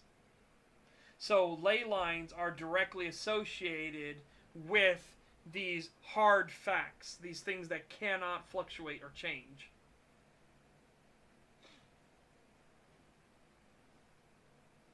Anyways, yeah. So, this is why this can be this complicated of a spell. It can be. It doesn't have to be, but this is how magic can get more complicated. The more specific and intricate you want magic to be, the more you have to perform ritual and verbal components of it in order for it to work. Actually, also kind of tangentially related, the Pathfinder group that Meraxis has formed has a similar iconography to this, only in this they have the sword, or sorry, they have a pickaxe that's going from north-south and a sword going from west-east to be the compass, right? That's part of their iconography of how they function.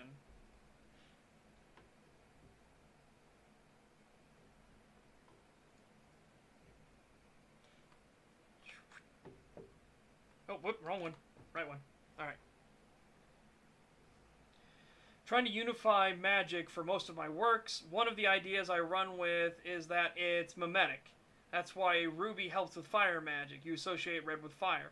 Or why a spell is taught with specific phrases and moves, just a cycle of. That's how I learned it, so the following. It's essentially how my magic system works as well.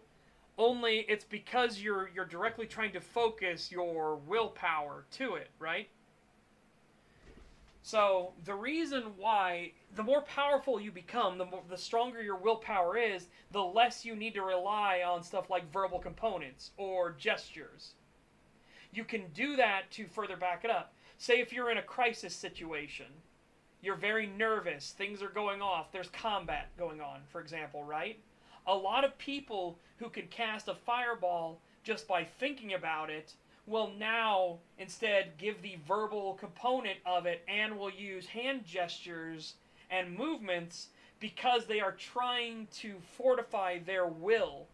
Because their will right now is currently on all kinds of different things. Like, that guy's coming at me with a sword. That guy over there just got his head cut off. There's blood all over there. You know what I mean? Their focus is not as refined anymore. So the reason you do verbal components and more physical actions is to further reinforce your will, like, no, I need you to do this. Will, I need you to focus. We are going to do a fireball now. So I am going to move my hands in this way, and I'm going to speak these words specifically to create a fireball, right?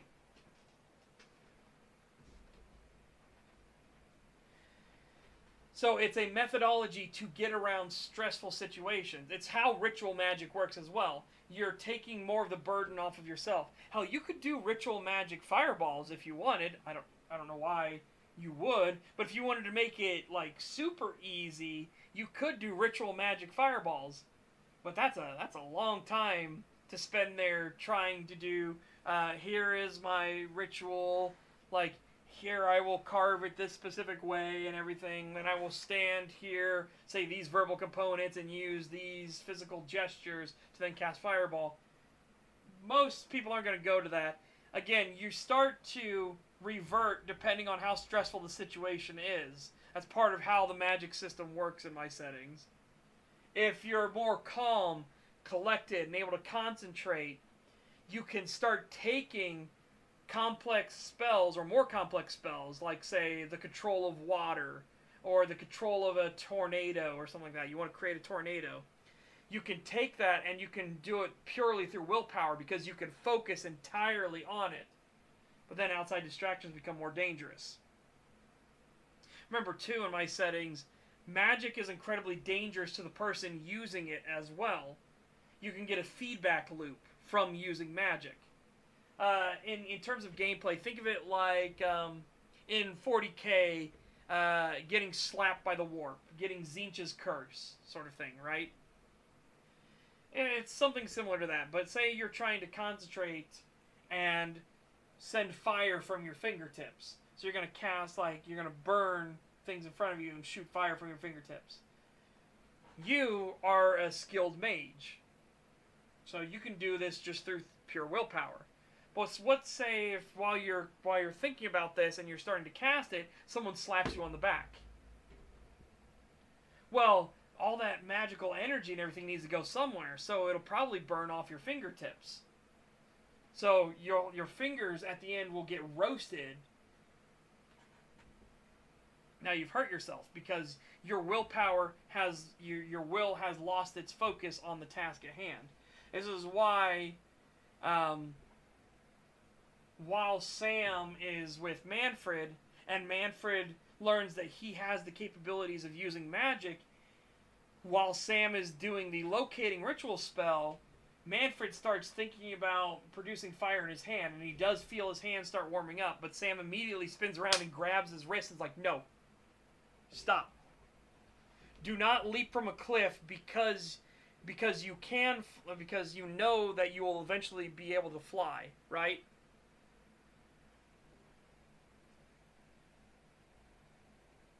Yeah. Oh, and there's all kinds of limitations for the magic system. Again, teleportation. They will eventually figure out teleportation system, but it's not as practical as they want. It's not a system where, like, oh, well, I can just teleport this to a storehouse, so on and so forth, right?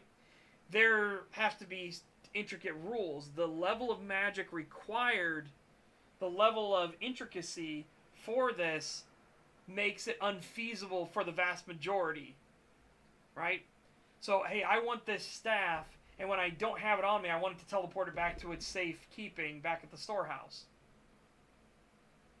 Well, you're going to need to have the runes and everything carved into the staff in and of itself to do that.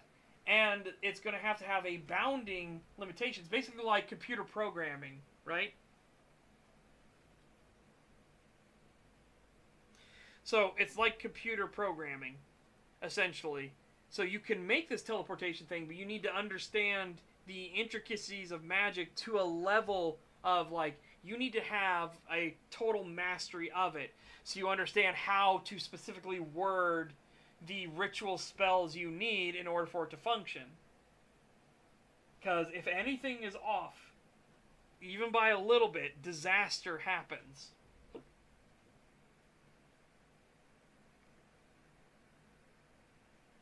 Would having more than one consciousness in your body be helpful, or would it be detrimental to your spellcasting? It depends, right? If you leave spellcasting to one consciousness, while your other consciousness focuses on something else, but that other consciousness doesn't have sight or sound or anything like that, or maybe like it can just totally focus on spellcasting, it would help, right? But what happens if you're a normal person and you get another voice in your head? It's not going to be very helpful for concentrating, is it? Yeah, so teleportation magic does work in my settings, but they are very, very specific, and you have to be very careful with it. It's why eventually when teleportation magic is used for a little more practical things, and when I say practical, I mean like being able to go from one wizard tower to another. Not like the peasant couldn't use it, lesser mages couldn't use it. You need to be incredibly intricate. Those circles of teleportation are massive. Like, we're talking like Olympic swimming pool size teleportation circles. Because of the dangers of what happens if anything shifts. If the other wizard tower may be tilted just a little bit, like the ground was a little soft and it, the tower's heavy and it kind of leaned down a little bit, and you teleported a little away from the center of where you were supposed to. If anything goes from one teleporter circle to another teleporter circle and it's outside of the circle, it is vaporized in horrific fashion. That's how their first teleporter accident is going. It happens. The Dracoran mages figure out teleportation, and they want to check. They're like, okay, well, we've teleported daggers and things like that. Like, we've teleported inanimate objects. What happens to an actual living object through teleportation? So then they try it with a pig that's already set to be slaughtered for food anyways. So they try it with a pig, and they teleport it. And they weren't as precise with it now that they go from an object that's a small knife or a dagger.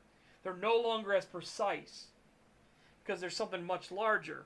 And this pig actually teleports slightly inside the other circle, which immediately vaporizes everything that isn't there.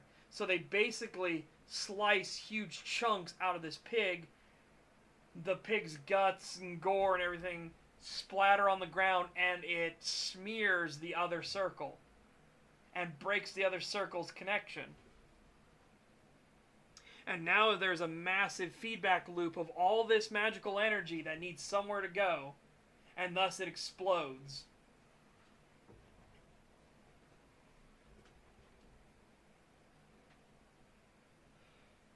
Exactly. So as Rapar got it. So like the locator design earlier, the teleport circle is listing latitude, longitude, elevation, triangulating from known landmarks, triangulating from stars, etc. to produce accuracy. Exactly. That's why teleportation is not something that normal mages can do. You can't just teleport yourself out of situations, right? Unless you are keenly aware of exactly where you're going. You need to know in incredibly fine detail where you're going. Thankfully, there is no situation that happens where if a fly is going across the teleporter circle and you teleport in to the fly, what happens? There's nothing like that actually happens. There becomes a disconnect between, as matter gets pushed in, the fly will, no harm will come to the fly, it'll just get shoved out to the side. Basically as if like the magic is like, nope, stay out there. So you'll basically be pushed to the outside of the circle. Now, granted, that could be damaging depending on what you get pushed into, right? If you have a circle, and then all around that circle there are spikes around it, right, like spiked walls. You walk into the circle as somebody uses the teleportation circle from the other side and comes in, and you get shoved outside of the circle now by the magic basically coming up from the center and pushing you outwards. Yeah, you're probably going to get fucked up when you get thrown into the spike wall.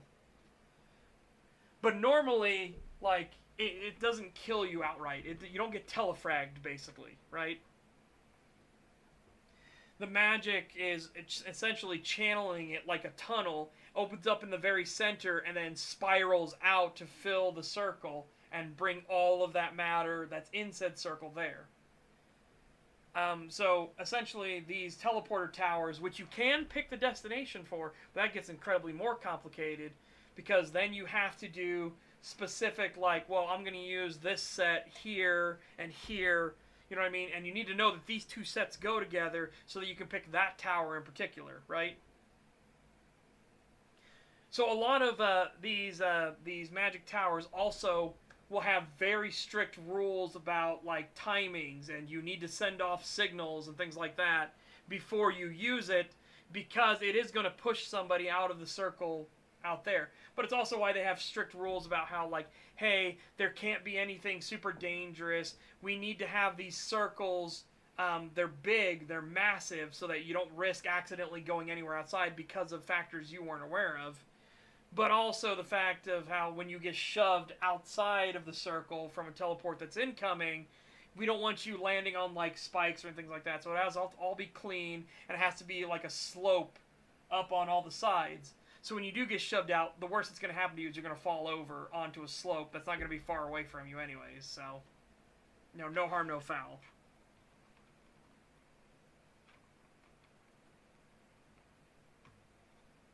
Yeah, it's very, very fucking frustrating. Because again, when you have these limitations, you also have to think about other consequences on those limitations, right? Like, hey, my limitation is that there's no inside toilets. Okay, well, as a consequence of that action, you have muckrakers now. You need people to actually deal with all the feces and stuff. The feces, the urine, everything like that. Otherwise, it's all going to build up. It'd be horrible, right? By having the limitation of not having working plumbing, you now have all these other things that help flesh out your world as a consequence of that action. As a consequence of that limitation. It's the same thing, reason why here, teleportation is possible, but it is so exacting and so fine and intricate in how you teleport that it becomes basically impractical for all but very specific situations. Like, for example, Meraxes can use teleportation. He is the most powerful spellcaster there is. He can use it, but even he has to be very fucking careful. And he knows he has to be careful, too. He is smart enough to understand, like, he can't just snap his fingers and teleport out of a situation, right? If he does want to snap his fingers and teleport out of a situation, he needs to already have something on hand that has the ritual and the exacting details and specificity so he can get out of that situation. Otherwise, he's fucked.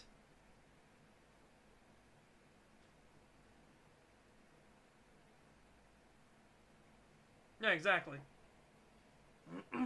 You have all kinds of stuff like that. Meraxes' kingdom, that's what's going to make Meraxes' kingdom different, is he's going to have waste disposal systems. Not inside each house, but to make it easier on the muckrakers, he's going to have a sewer-like system that will allow them to, instead of the muckrakers having to drag the shit carts all the way through town to the outskirts and put them in a dump somewhere, or to help with fertilization, things like that, he's going to have systems and cisterns that will allow them to dump it down there, and then the cistern can be flushed when rainwater comes. So essentially what happens is, he has these sewer systems and cisterns. The muckrakers go to these cisterns, they dump the feces and stuff like that into these big cisterns. On these cisterns, connected near them, there will be what are known as rain drains. These rain drains are there so that whenever it rains, they will slowly fill up with water. Once they reach a certain threshold, their weight will outmatch the weight that's keeping this platform closed. The platform then opens, dumps all of that water out in one fell swoop, and it will flush the cistern down the sewage system.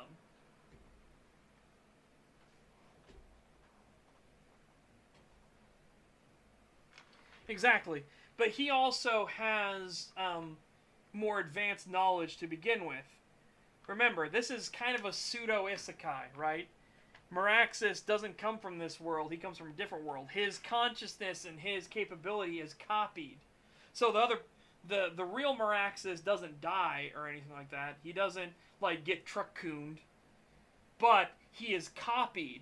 And this copy of him is sent to this other world. But he has the memories and knowledge that his original self had. So he has the understanding of what viruses and bacteria are. He has the understanding of what like sewer systems and things like that are.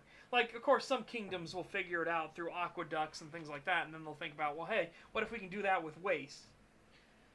But he has an understanding of these things more intimately than others, right?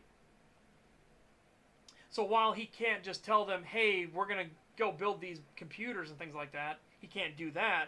But what he can do is think about, hey, for a good example in his society, he wants to create service equal citizenship in his society, right? He wants to make it where the peasantry has say in local governance, and local governance is more emphasized.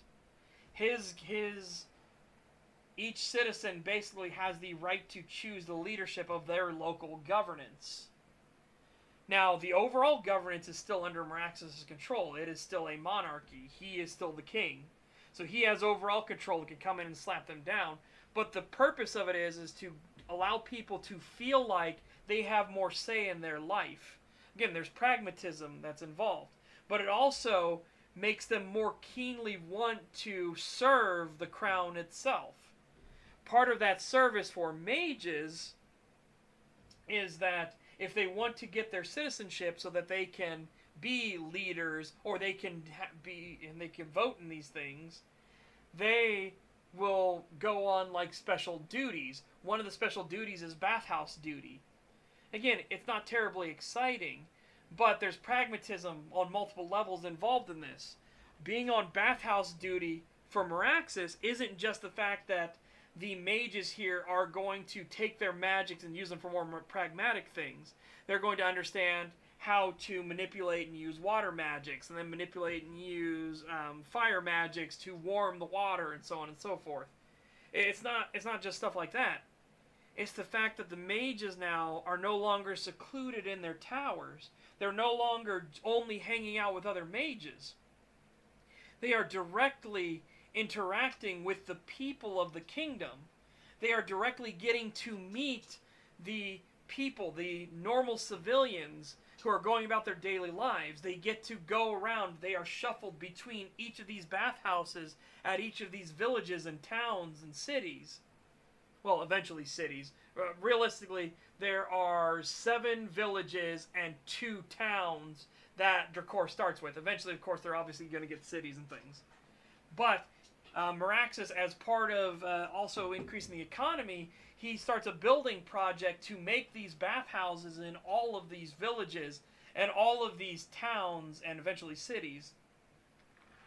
One, because he's helping bolster local economy, because the workers are being paid directly from the crown.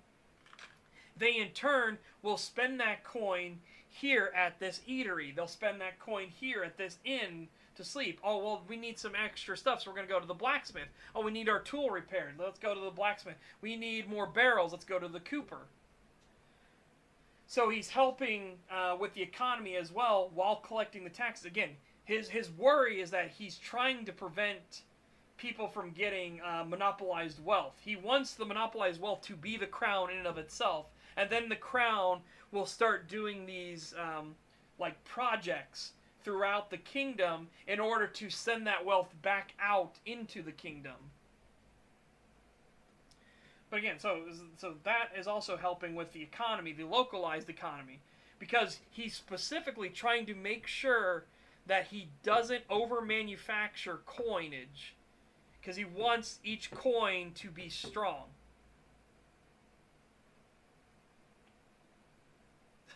What kind of knight is a cooper? The kind that makes barrels and isn't a knight. Exactly. But essentially, he's doing that to make sure his economy remains fit, remains powerful. He doesn't want to just be like, oh, sire, we no longer have much coinage in this area. People are doing this and that. He wants to force the economy to continue flowing. So he makes sure that he doesn't print a ton of coppers. He doesn't print tons of silver. He doesn't print tons of gold coins, because he wants them to keep their inherent value, right? When you have 1 copper coin and you know there's only 1,000 copper coins in existence, that 1 copper coin has more value. when you have one copper coin and there's 200 quintillion copper coins in existence, well, that one copper coin's kind of meaningless, isn't it? Doesn't mean much. It's the same basic principles of why he's intentionally making sure he doesn't make this many coins, and why he's trying to make sure all of the wealth is going towards the crown so that he can then redistribute it back out in a cycle. Now, it's also how he's destroying another kingdom. Remember, the part of the slave ship arc, right? The slave ship arc, he is intentionally way overvaluing the slaves. One, he wants to free them. Two, it creates it so that only he's the one that all slave traders will come to. So again, he gets his goal of getting to free them. But the more insidious thing is that he's sending back tons and tons of gold to these kingdoms that are in the slave trade.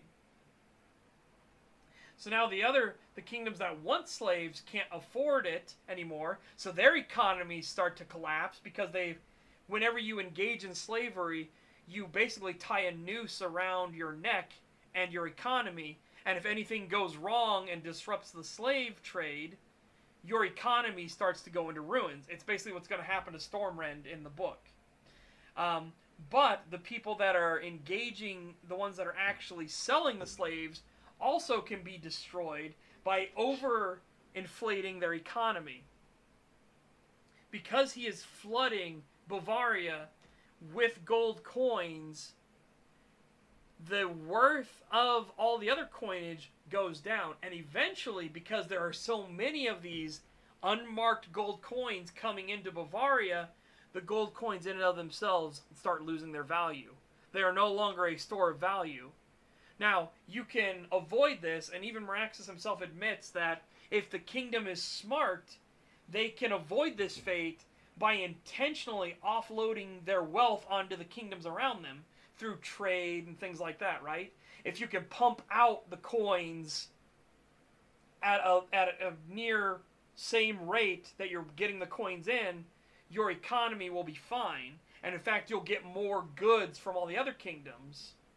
However, he's relying on the fact that what the leadership will do is they will revel in the fact that they are getting so much gold, right?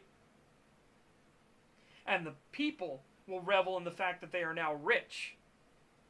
And they won't think about exporting and getting rid of this tainted gift. So that's what he's relying on, and that's how he'll destroy these other things. But again, back to the bathhouses. So now, these mages who are in service to get their citizenship, now they get to interact with the people. And because they are being shifted from bathhouse to bathhouse to bathhouse, they spend a few months. They'll spend like 4 months in this area. So they get to know the people and everything. And then they'll go to the next area and get to know those people and so on. It makes them more intimately tied to the kingdom itself. So even though the mages will be more independent and more powerful and more able to defend themselves because they are mages, they will have an intimate tie to the people themselves, which is what Meraxes wants. But also, while it seems weird to these villages, like, we're a lumberjack village, why are you building a bathhouse here? What eventually happens is that because they built the bathhouse, the people of these villages start congregating to the bathhouse. And they start interacting with the mages. And so now people that are more sensitive to magic and might therefore then also become mages get to meet with other mage and spell users. They get to meet with the spellcasters and spell slingers. And now they can be sent to actually be trained into full-on mages. It's a way to find the mages amongst the chattel, right? He's looking for more mages. More mages is what he wants. This is a methodology to find them. On the other benefits, the people of these villages start feeling more healthy. They're taking care of themselves more. They're meeting and socializing at the bathhouses. They get to relax. They feel more like they have things. This allows things like soap makers to rise. This allows things like where people start making towels, they start making things for these bathhouses. People already in general don't like being dirty, but now they have a way to go and cleanse themselves of the filth and grime of work each day. So it increases the healthiness of his people as well. Again, there are all these benefits that come from this as well. He doesn't just make these bathhouses just to bolster the economy. He gets all these other benefits in turn. This is also the way that Meraxes views being a dragon, right? To be a dragon, you also get benefits when you think about the lessers too, as we talked about earlier in the stream. When you interact with your Drachyne as a Dracoran, you are a dragon. You interact with your Drachyne, this makes them want to interact with you more. This makes them want to do more things for you. You start getting benefits while you give them your attention. They start giving you their attention in turn. Instead of just being this hands-off, oh, he's nearby, we'll help protect your horde. We'll bring you some food and offerings every now and then. We'll mostly stay out of your way. Don't worry about us. We just like being near you because other things will leave us alone. Right? Instead of that being the end of it. When you more intimately tie yourself, when the dragons more intimately tie themselves to the Drachyne, and the Drachyne more intimately tie themselves to the dragons, it creates a mutually beneficial relationship. It's a circle. So the Drachyne start becoming more powerful and more independent of themselves. They become stronger, but they also become more intimately tied to the dragon, the Dracoran. So they'll start improving their lair. The Dracoran becomes more comfortable. They start getting more things for their horde. And their overall power, their capability looks more intimidating because their Drachyne now wield spears. Their Drachyne now have swords and axes. Their Drachyne has industry. Their Drachyne now has architecture and art. This reflects good. This reflects better on the dragon themselves. That's part of Meraxes' philosophy, is understanding how things that seem inconsequential, or bringing yourself down from your level to the level of a lesser, can actually benefit you more. This is part of why when Meraxes is explaining slavery to the lizardmen that are being enslaved, he explains to them that dragons have a right amongst all others. Dragons should be the ones that keep slaves because we are that strong, we are that powerful, we are that much better than all of you. However, I will explain to you why. Not beyond an ethical quandary of keeping sapient beings in bondage, I will explain to you why, in pragmatic terms, that engaging in slavery is putting your head into a noose and hoping that nothing goes wrong. Because now, your foundations, the foundations of your kingdom, of your people, of your power, are removing themselves from the intimacy of their labor. Because the people are no longer laboring, they are no longer thinking about in terms of how to improve that labor, to make it better, to make it more efficient, to make it so they have more downtime while still getting more work done. They no longer think in these terms. So your advancement down technology has now been stifled.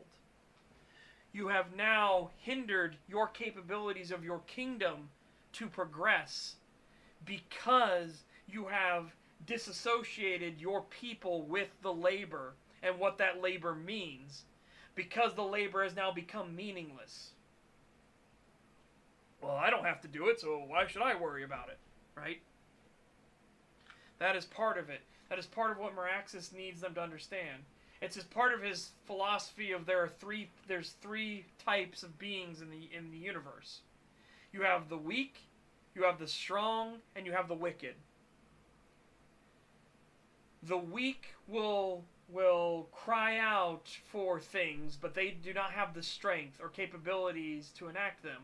Only the strong can actually institute things of justice, mercy, honor, duty, oaths. Only the strong have the capability, because it is through their strength that they can build them and they can carry these ideals. The weak cannot. The weak will easily fall to the wicked. The wicked have no such pillars. They have no such foundations. They do not experience things of empathy or mercy. They have no concept of these things. The wicked prey on the weak. Part of his philosophy of what it means to be a dragon is to understand that dragons inherently, in and of themselves, are strong. You must be strong to be a dragon. A dragon cannot be weak. A dragon that is weak is not a dragon. You are just one of the chattel that is to be preyed upon by the wicked. Only the strong can resist the wicked. And the wicked seek to destroy all those that they can. So the wicked will prey on the weak, because the weak cannot defend themselves. And this is part of his philosophy for making dragons understand, too, that lesser beings can be strong. I can't talk about that one because that's too spoilery. But essentially, like, he wants the Dracoran to look upon the Drakine not as weak and needing help, but as understanding that through the help that the Dracoran give them, they themselves can become strong. And they themselves can then fight for their Dracoran. They can then build. They can then, like, do their own things for them. They can advance in and of themselves and thus better improve the den of the Dracoran itself.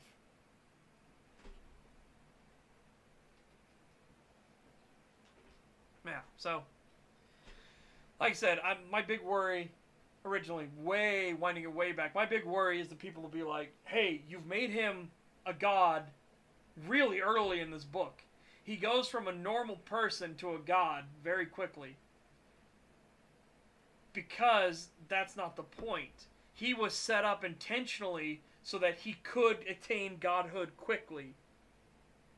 Because that is what this other god needed. He needed a god in this world to do his bidding, while he himself is technically outside of the world. But the story is about how attaining godhood does not mean everything is solved. Now you have all these other problems. What are your tenets? What is your divine portfolio? What does it mean to be a god? And in so doing this as well, Meraxes also has to answer, what does it mean to be a dragon?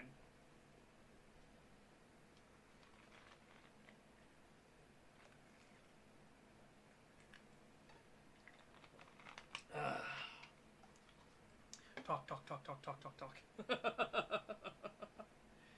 Wow, hopefully you guys find this interesting as well. But yeah, let's read some of this stuff too.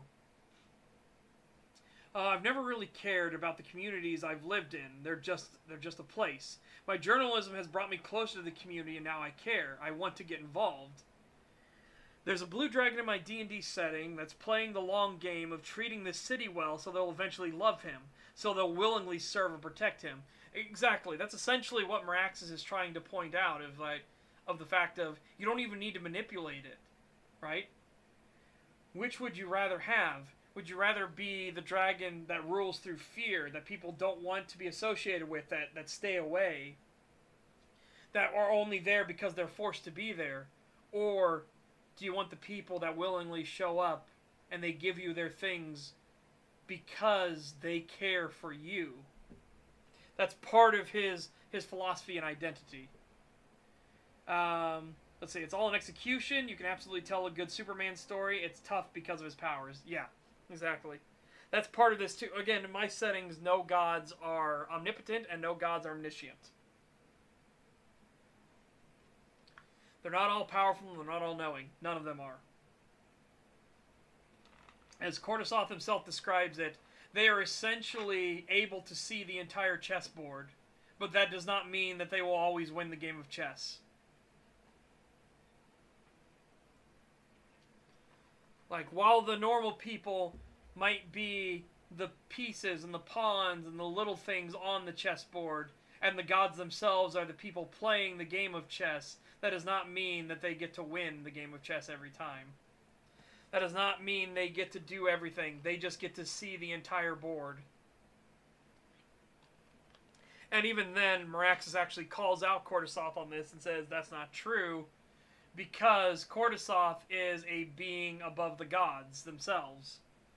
Which Cortisoth is more than delighted and like happy with. Not because it's an ego stroke, but because he's genuinely impressed that Meraxes understands that, yeah, the gods aren't the be-all end-all things. There are those of us that are above the gods themselves, that can actually see the different universes themselves, that aren't just limited to one reality, but can see all these other realities in turn.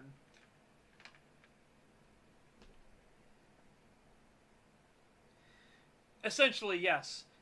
Think of more as godlike beings that they're very strong and they can think more clearly about long-term reactions, right? So, Meraxes is trying to destroy this kingdom through the slave ship arc. He's trying to destroy this kingdom through the economic system.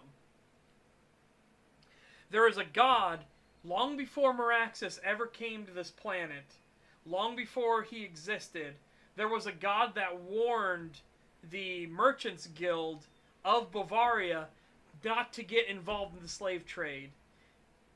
Now, Manfred then posits, was this god warning them because they could see that Meraxes was coming?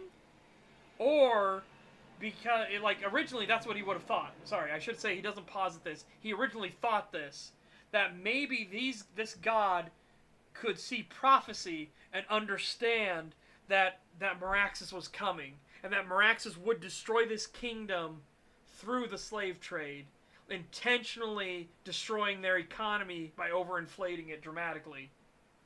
But once he talks with Sam, and Sam starts breaking it down for him each day he's aboard Manfred's ship, and he starts breaking down in detail how the economics work, he starts to understand, no, the god didn't see that Meraxes was coming, but the god, being smart and intelligent, could understand what Sam is now explaining to me, and could see how engaging in the slave trade, not beyond ethical problems, but was literally sticking your head into a noose and hoping, fingers crossed, that nothing goes wrong.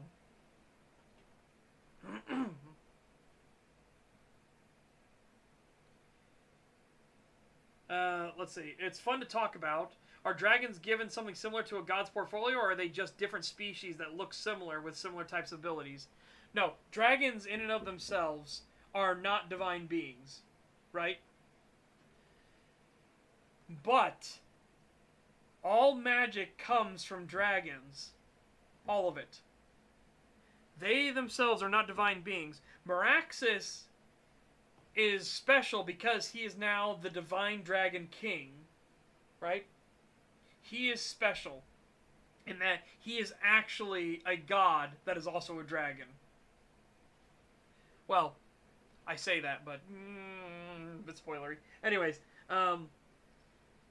the problem is that because all magic comes from dragons, dragons can interact with all magic.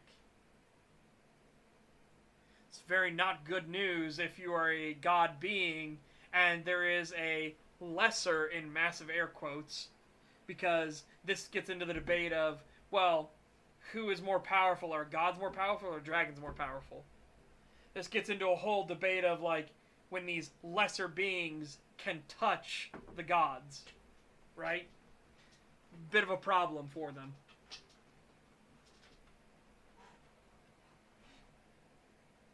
Yeah, there are all different kinds of dragons too, and there are some that would be more like dragons or Dracoran, though some people like the Hagen, the Dwarven, the Elgin, stuff like that. They're curious why their Drakine are not called like the Drakgin or something like that, or why they're not called the Drakgin.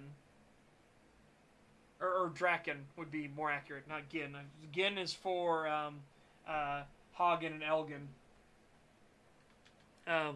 But yeah, they're wondering why they don't have the IN on the end of it, and they're known as Drakine instead. And it's because dragons, on a subconscious level, they feel more of a bond to the Draken, to the kobolds, basically. They feel a bond with them. They feel like they can trust them more. So they don't feel like just having IN on the end of it is symbolic enough of what they view the Drakine as. Even if they don't take it beyond a subconscious level, it just feels more natural to call them the kin of dragons instead of calling them dragon beings, right? That gets part into the rules here we were talking about earlier at the start, near the start of the stream. Here, we're talking about the forms of species, the IN suffix. It's denoting a being in which there is aware intelligence or consciousness. Essentially, like, not animal intellect, but you have actual, like, self-awareness and capability, right? You have an actual consciousness in your body. And so you have the other species wondering why the Drakine don't have the IN. They're the only species that breaks the rule in this regard. And that's because the Dracoran don't view them in the same way. There's a subconscious level where they are more appreciative and they are more tied to the Drakine. So that's why they call them the kin of dragons instead. That's what Drakine means. Drak, D-R-A-K, is the shorthand form of Dracoran. So, Drak, you can use that in a lot of sentences for dragon or dragon-like things. Then the compound for kine is kindred, kine is kin, right? Put them together, the kin of dragons. So that's what they associate them with. Again, it's on a subconscious level. That's just kind of what it's always become known as, and it's always become the understanding thing. That doesn't therefore mean that all dragons will treat their Drakine the same way. Kazex is the example. Gadix comes from Meraxis. Meraxis actually handcrafted Gadix into being. But, so Gadix understands the philosophy and ideology of Meraxis intimately. He's very closely associated and related with it, right? So when he and Kazex are courting each other, and Kazex invites Gadix to her den, Gadix starts to change the relationship between Kazex and Kazex Drakine. He starts taking a keen interest in them. He starts talking to them. He starts interacting with them. Because he wants her to realize that if you leave your Drakine alone, they'll be there for you. But they won't do a lot of things for you. They won't, I'll read that here in a second, Scootmeister. They won't, go out of their way for things. In fact, they'll feel like they're being a burden to their dragon. And they don't want to be a burden. So they'll kind of keep to themselves. They'll go get their own food. They won't ask anything of the dragon. They'll help protect the den and everything like that. But, they want to stay out of the way. Right? But Gadix then shows Kazex that if you just interact with them, and you talk with them, and you show you're interested in them, they become more comfortable with you. They become more interested in you, and they start improving their den and your den naturally, because they want to now. Right? Now they know that you're more receptive. You're able to interact with them more. Just by showing even a little bit of interest in them, they will begin trying to make themselves more helpful to you. Which has the added consequence and benefit that to become more helpful to you, they become more independent themselves. They start learning their own techniques. They start understanding things more intimately.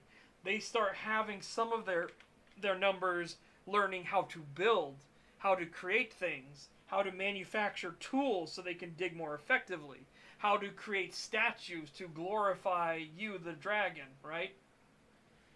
Through this, they start understanding industry. They start engaging in more labor. They start understanding that labor. They start building to become more independent, and they can now defend themselves better without needing you.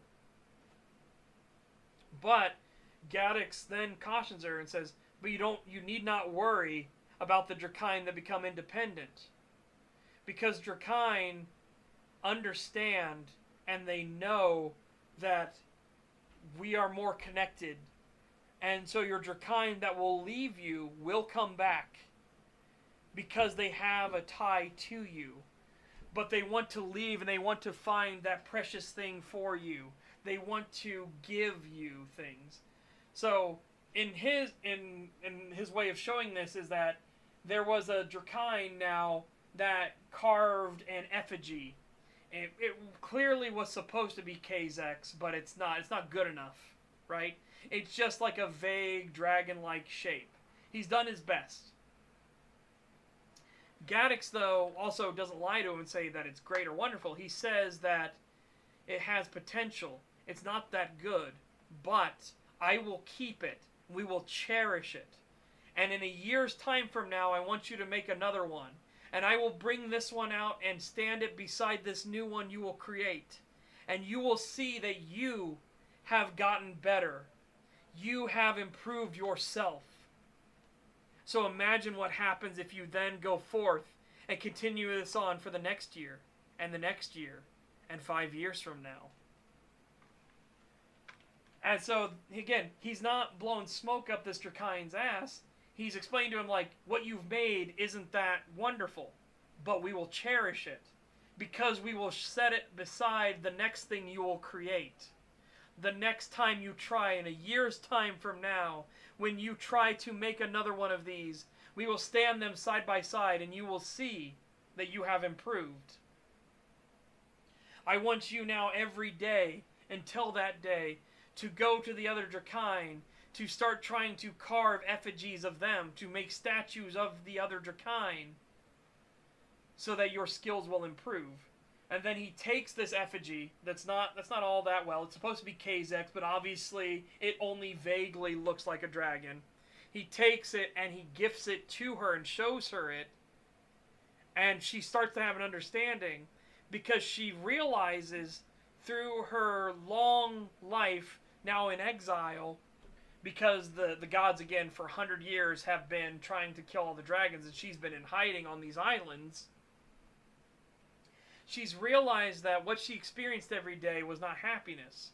When she would wake up and go out into the morning sun and stretch and look out amongst the horizon and wander along her territory, her islands, and then go back and rest after after going out to fish and find food. That wasn't happiness. That wasn't contentment she was feeling. She was feeling apathetic and resigned to her fate. And now getting this gift from this little Drakine, this effigy, supposed to be her, but it doesn't look anything like it. It's just a vagary. She realizes that she had settled into apathy and she had settled for her fate. But she could be so much more than that now. So again, that's part of why and how this philosophy works. Now, again, as I said I would, Scootmeister with $10, or technically $9.99. $9.99 Super Chat, monies for the Dragon Boy. May your escapades be merry and silly. Oh, and have mini lasers, mini lasers, because lasers are cool. Depends on the setting. There's a setting that will have lasers in it, but this obviously is not one of those settings. Yeah, well, there you go, chat. Like I said, it's just kind of fun to just sit back and talk with you and chat about something that I'm obviously interested in, and hopefully you guys are interested in it as well, and you can understand how the novels and the books and everything, the kind of foundations of it, right? And understand things, because obviously Meraxes is going to become important in the other books and series and things like that, right? Meraxes will will be one of these gods that will ascend beyond godhood that he has. I think that's pretty obvious in the direction where I'm going with it. Much to Cortisoth's annoyance at times. Like, he's a bit proud because Cortisoth kind of helped like make him a god, but then Meraxes ends up being the god of all dragons, and Cortisoth is a dragon, so technically Meraxes is now above him, so he kind of looks up at him like, you ungrateful fuck. But also, well done, damn it.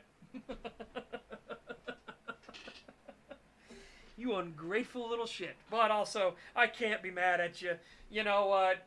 Fucking, yeah, I'm proud of you, but also, damn it. Oh.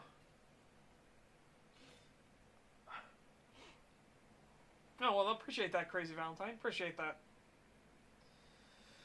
Oh. It's always fun to discuss writing and weeb stuff, yeah. The hard part is doing the writing stuff. Obviously, I can build all these worlds and everything. The hard part is doing the writing, which is also why I share the little, like, snippets and things like that to get small bits of feedback in so people can kind of see bits and pieces of how it works, right?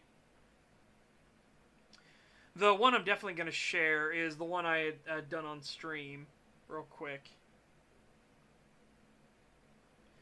I guess I'll reread it again here for the close of the stream. So, let's do that.